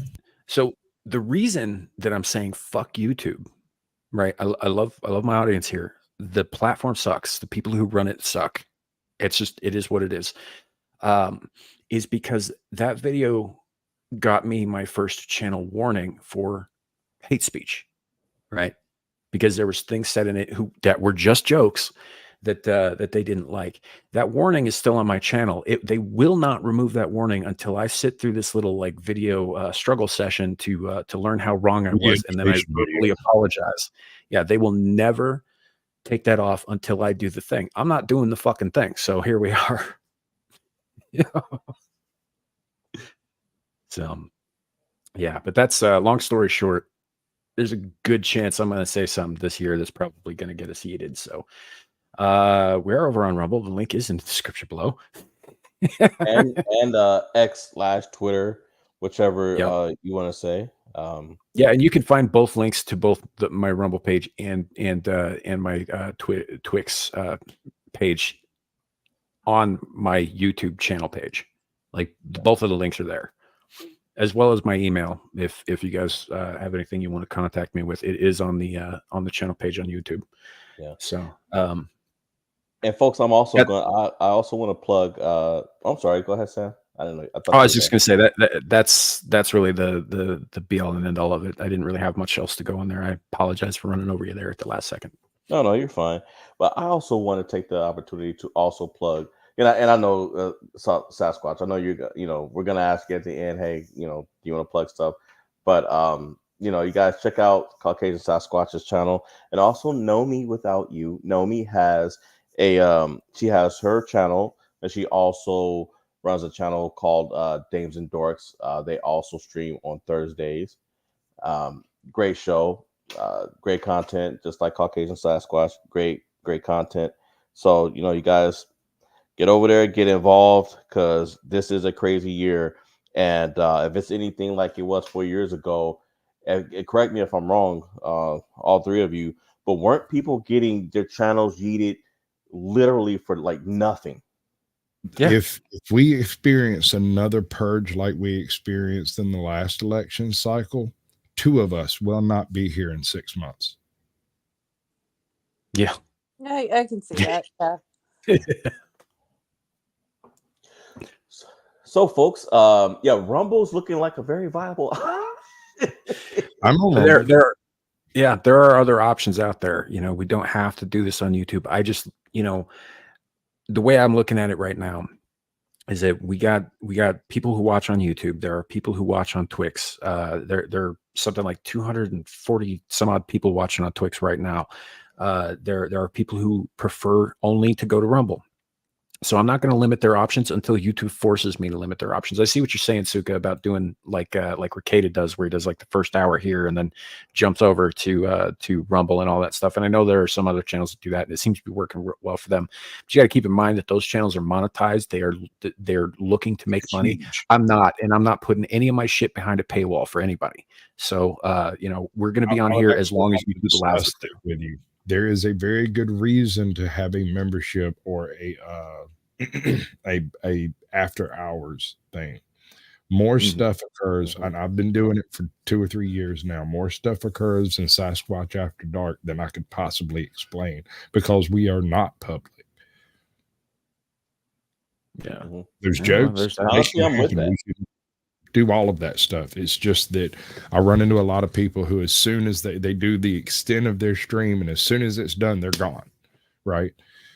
They don't actually interact outside of the bubble of YouTube, and so they never get to see anything. It's like a goldfish in a bowl. If you never look outside the bowl, you don't realize you're in a bowl. I like that. No, hey Sasquatch, I'm completely with what you're saying. I'm definitely in with what you're saying. Because it doesn't have to be a paywall. What you can do is set it up so that it streams to everything, and in the second hour you drop YouTube, and it gives everybody a chance to move over there and continue the show. And third hour you drop Twitter or whatever, and it gives Rumble its exclusive segment. Twitter pretty much gets its own segment, which is shared with Rumble, unless you want to use it the other way around. Yeah, I see what you're saying, and I think that paywall was probably me misspeaking. I don't think that was the right choice for of word for that, for what I'm talking about. I just, as long as I can, I'm going to try to make every bit of the content available on all 3 platforms until I'm forced to do it another way. And when that time comes, like, we'll deal with it as it comes, kind of thing. My But, point is, maybe we'll get tomorrow lucky. or the next day, you may do something that goes absurdly viral, and the next thing you know, screaming into the void, or Abyssal Musings, like the whole thing's gone, or one of them may completely take off for no explicable reason that you understand, but you'll still have to take advantage of it when the time comes. Yeah, well, that's also, it's something to think about. I know, and Suka, I get your point too. I do. I just, I don't do change so good. Well, that's and that's why I'm here to basically chloroform you and drag you along while you're sleeping. That's rapey. No, I didn't say anything about taking any word clothing might off. trouble, but okay. You have to promise to use zip ties carefully. I was just gonna drag it. Oh my gosh, yeah. Now I understand why YouTube. Dude, Listen, have you ever been in a house fire and had a fireman come in and just sweep you off your feet onto their shoulder and run out? No, I've been starting a lot of house fires hoping it happened. Well, actually, the house fire where I almost died, they couldn't get in through the front door because of the way the structure was falling down, and so they pretty much told me, had I not woken up when I did, because I don't know how, but I was already choking on it. I was well on my way from dying from smoke inhalation. And so when I woke up, I had black tar just exploding out of my mouth and my nose. And the landlord I had for the house I was renting at the time, she was a slumlord. So the window, I couldn't get the window open, right? And the back door, the lock was jammed. And I had been on her about getting it fixed, and she didn't do it. So I had to try to make my way out through the front door. And I got out, and there was the fire chief out there, and they were on a roof. And the fire chief walks up to me and he says, "Another 2 minutes, and nobody would have been able to save you." He was like, "You would not have been able to get out of that house. If we hadn't got on the roof when we did, if you hadn't ran out when you did," he was like, if the smoke hadn't got you, you would have burned to death." Mm-hmm. And he was like, nobody would have been able to get in there. Yeah. I was like, oh yeah, I would have broke. Well, I guess it's dangerous to break the window too, isn't it? Because that gust of air doesn't cause a backdraft. It's very rare. That circumstance is very specific to create a backdraft type explosion. Usually if you're exiting and there's a roof area outside, assuming you're not trying to just jump 5 stories or whatever, there's no reason not to break a window. It does cause the rest of the house to burn down faster, but I mean, at this point we're talking about there is no escape. You've got to get out. Yeah. Fires are tricky things, but yeah, I think for the backdraft to happen, there have to be very specific conditions for that. But there are other dangers. I mean, obviously, so yeah, that's he reminded me of a story. I say story. This was a real thing. I'm not going to go into it right now because it's wholly depressing and fucked up. But yeah, it did remind me of something that I witnessed I can't wait. about 6 years ago. So, but yeah, I'm not gonna go into it right now while we're live because it is super fucked up and it's not a good way to end the show. Yeah, I was like, please, Sam, don't do it. I might have told the story live before too. I just can't remember. But hey, Killer, good to see you, man. But Oh, yeah, shoot, that's fire's no joke. Like backdraft or otherwise, like it's not something that you want to be trapped by. Mm-mm. Let me tell you about my burn. Yeah, go ahead. So when I was 20, 27, 28, I was working on a stove, and we were planning on using the stove later, and my roommate comes in with a pot of oil, and I had set it off onto the counter, and I went behind the stove and was messing with the wires, trying to get everything connected back together because one of the eyes wasn't working. After fiddling with it and it not working, my roommate sets the pan of oil back on the burner, and we walk out of the room. 3 minutes later, we come back in. It might have been 20 minutes. I couldn't tell you. I smoked a lot of weed back then. But when we come back in, there's literally a column of fire pouring out of this frying pan over here, right?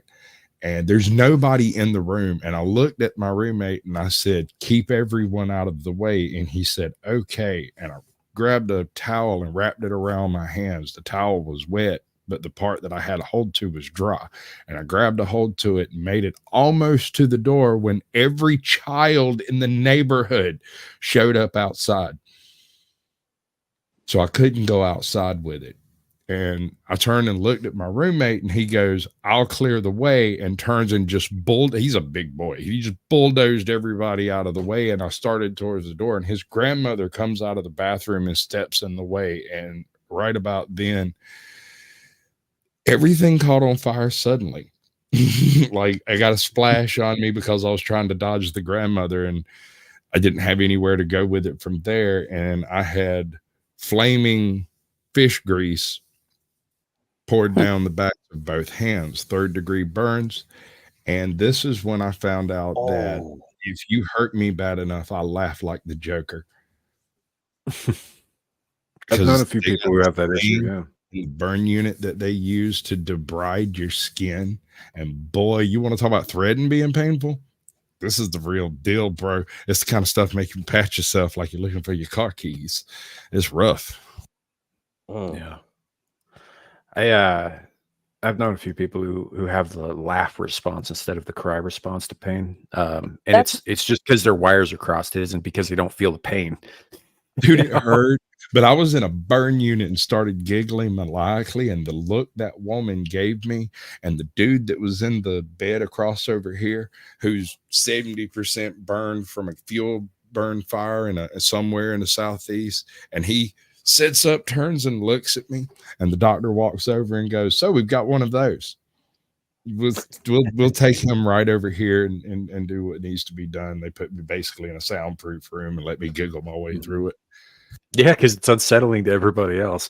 Dude, the nurse was freaked out because I sound like the Joker when I get tickled.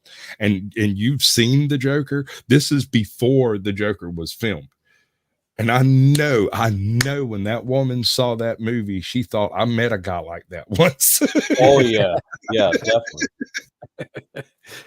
Yeah. I saw a kid break his leg falling off a trampoline. He landed on an above ground I think it was aspen root. Oh, and just broke his femur. But we were all kids at the same time, and we didn't realize how badly hurt he was because he was giggling his head off. We couldn't, as kids, that's not something that you don't make that connection. So we thought he was fine. As it turns out, no, he snapped his femur. Hush. It's like always the worst. Yeah. The worst pain ever. Like, okay, so I am definitely one of those people. I laugh when I'm in pain. What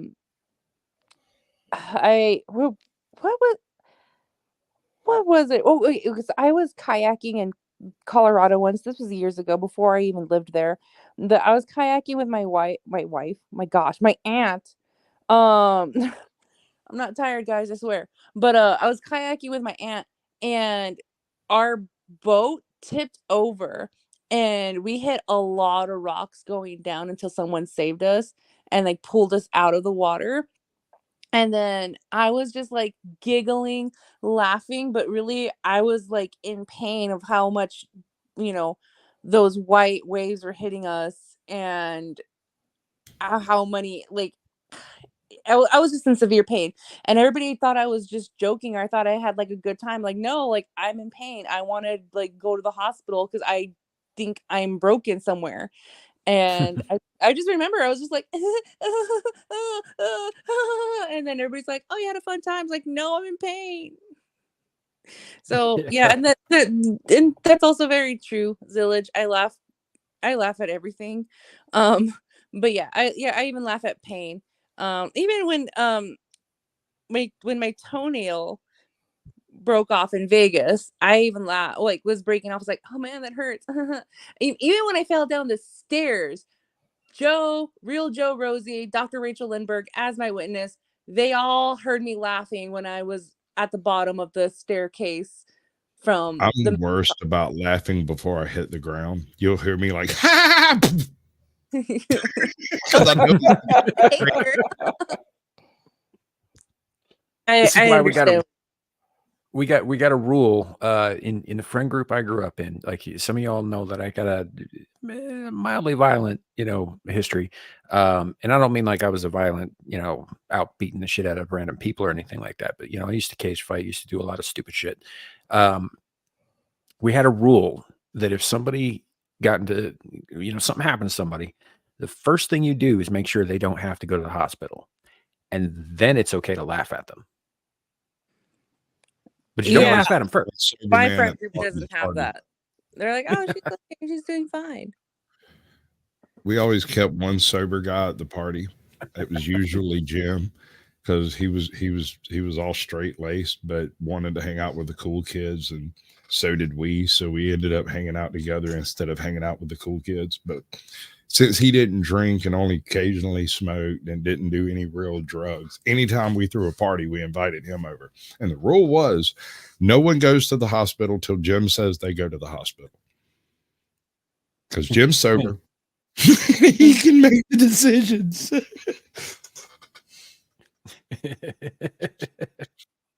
Yeah, it saved y'all a trip too, right?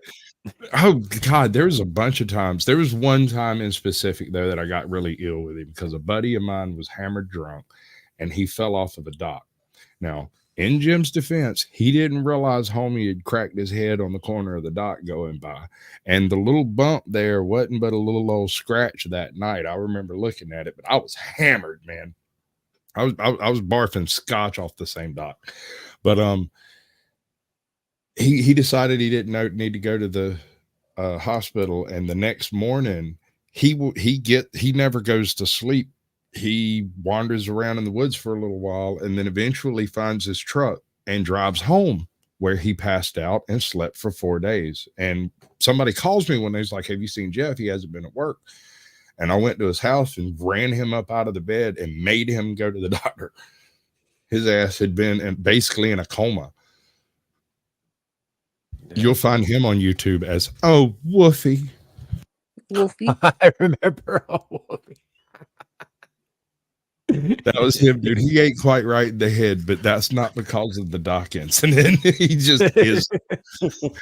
I've got film. There's film of him on YouTube and a very young Sasquatch on YouTube of him eating a pig's eye and me saluting him for it. Yeah, fair enough. Oh man, this has been a pretty good show. Yeah, definitely. So we got 2 minutes left.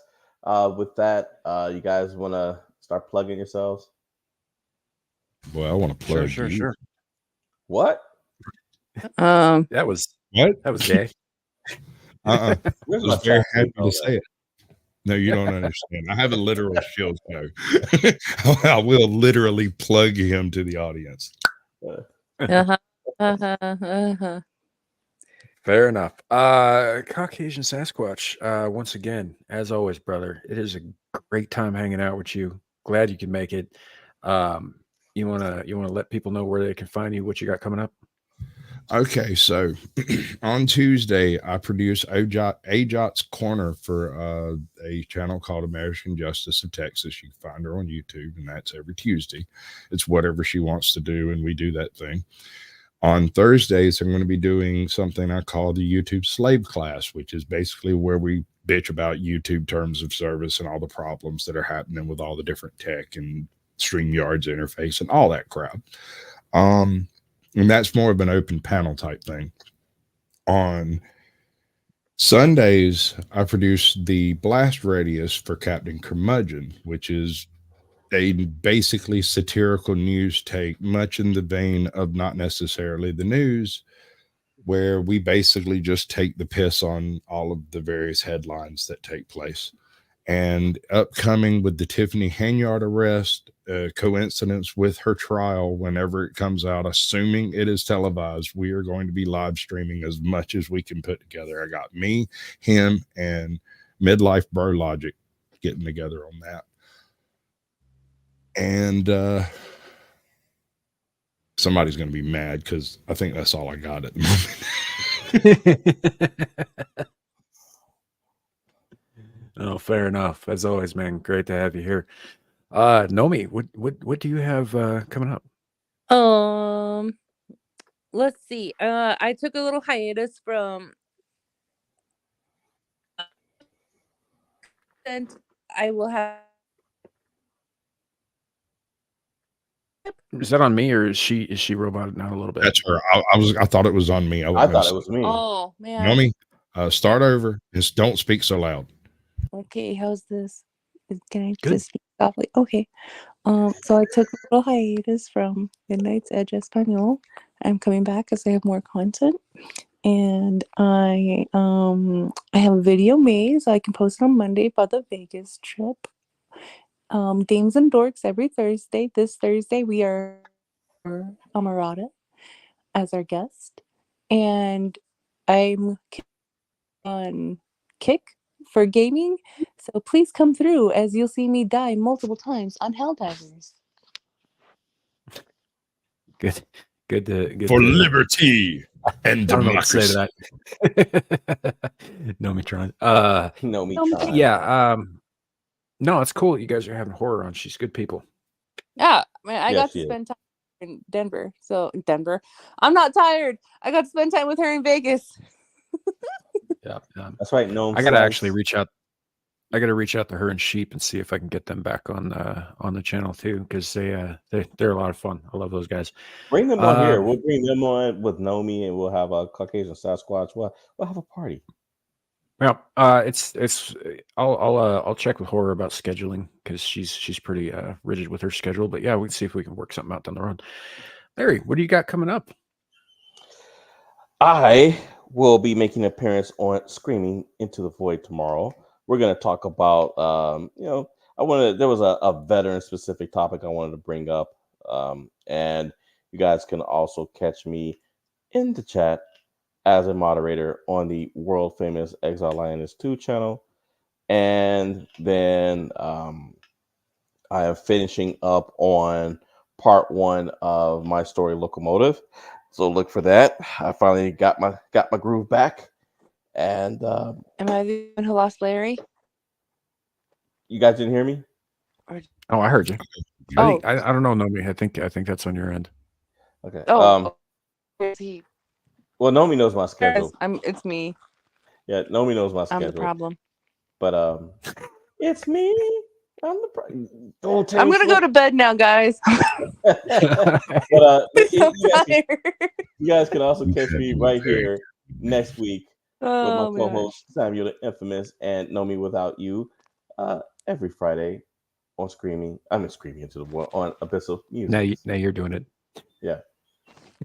also, guys, stay tuned for that special game show that game quiz that I'm working on. I'm working on a few things for you guys. So we're still gonna do, Sporkle. You guys love the Sporkle quizzes; those aren't going anywhere.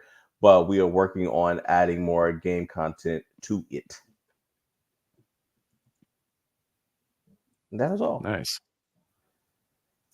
Good deal. Good deal. Thank you. My mama thank you, but she dead. No, I hear you loud and clear now. Yeah. As for me, for my part, we're over on my channel right now, Samuel the Infamous. Normally that's my handle, but because my internet has been kind of, to put it politely, fucked for the last couple of weeks, I'm now the haunter of the shitternet. But the channel is Samuel the Infamous, and you can find us over here, Abyssal Musings every Friday night with my co-host Lawrence Knight and Know Me Without You. On Saturdays afternoons, 4 p.m. Mountain Time, we have Screaming Into the Void, which is a different panel show. We get into a little bit of political stuff over there. Sometimes we get a little into the tin hat stuff, and occasionally just random shit like, cryogenics. It just kind of depends. You can also find both Lawrence and I over on Exiled Lioness 2 with the lovely young lady who was on here earlier, Amira, moderating for her and occasionally on panel. Other than that, I make an appearance on Monday nights on the Renaissance Nerds channel on Mellow Mondays. And here in about an hour and 20 minutes, I'll be over on Beelzehub, my friend Devil's channel, for the show Beelzepub, which is at 1 a.m. Mountain Time, because we have a bunch of people from like Australia and Britain on the panel.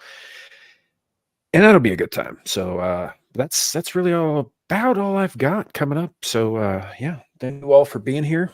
We appreciate all of you watching and hanging out and sitting through the madness, as it were. Thank you to my co-hosts and my fellow panelists, everybody out there, everybody over in Squatch's chat, on Rumble, Twix. Appreciate all of you guys on my channel. Thank you guys for being here every damn week and supporting us. Really, this is we do this for fun. This is something that we enjoy doing, so it's always good to see you guys here when we're up and live. So thank you again. Have a great night, and remember, it could always be worse. It could be raining flaming cobras. Bye. Bye.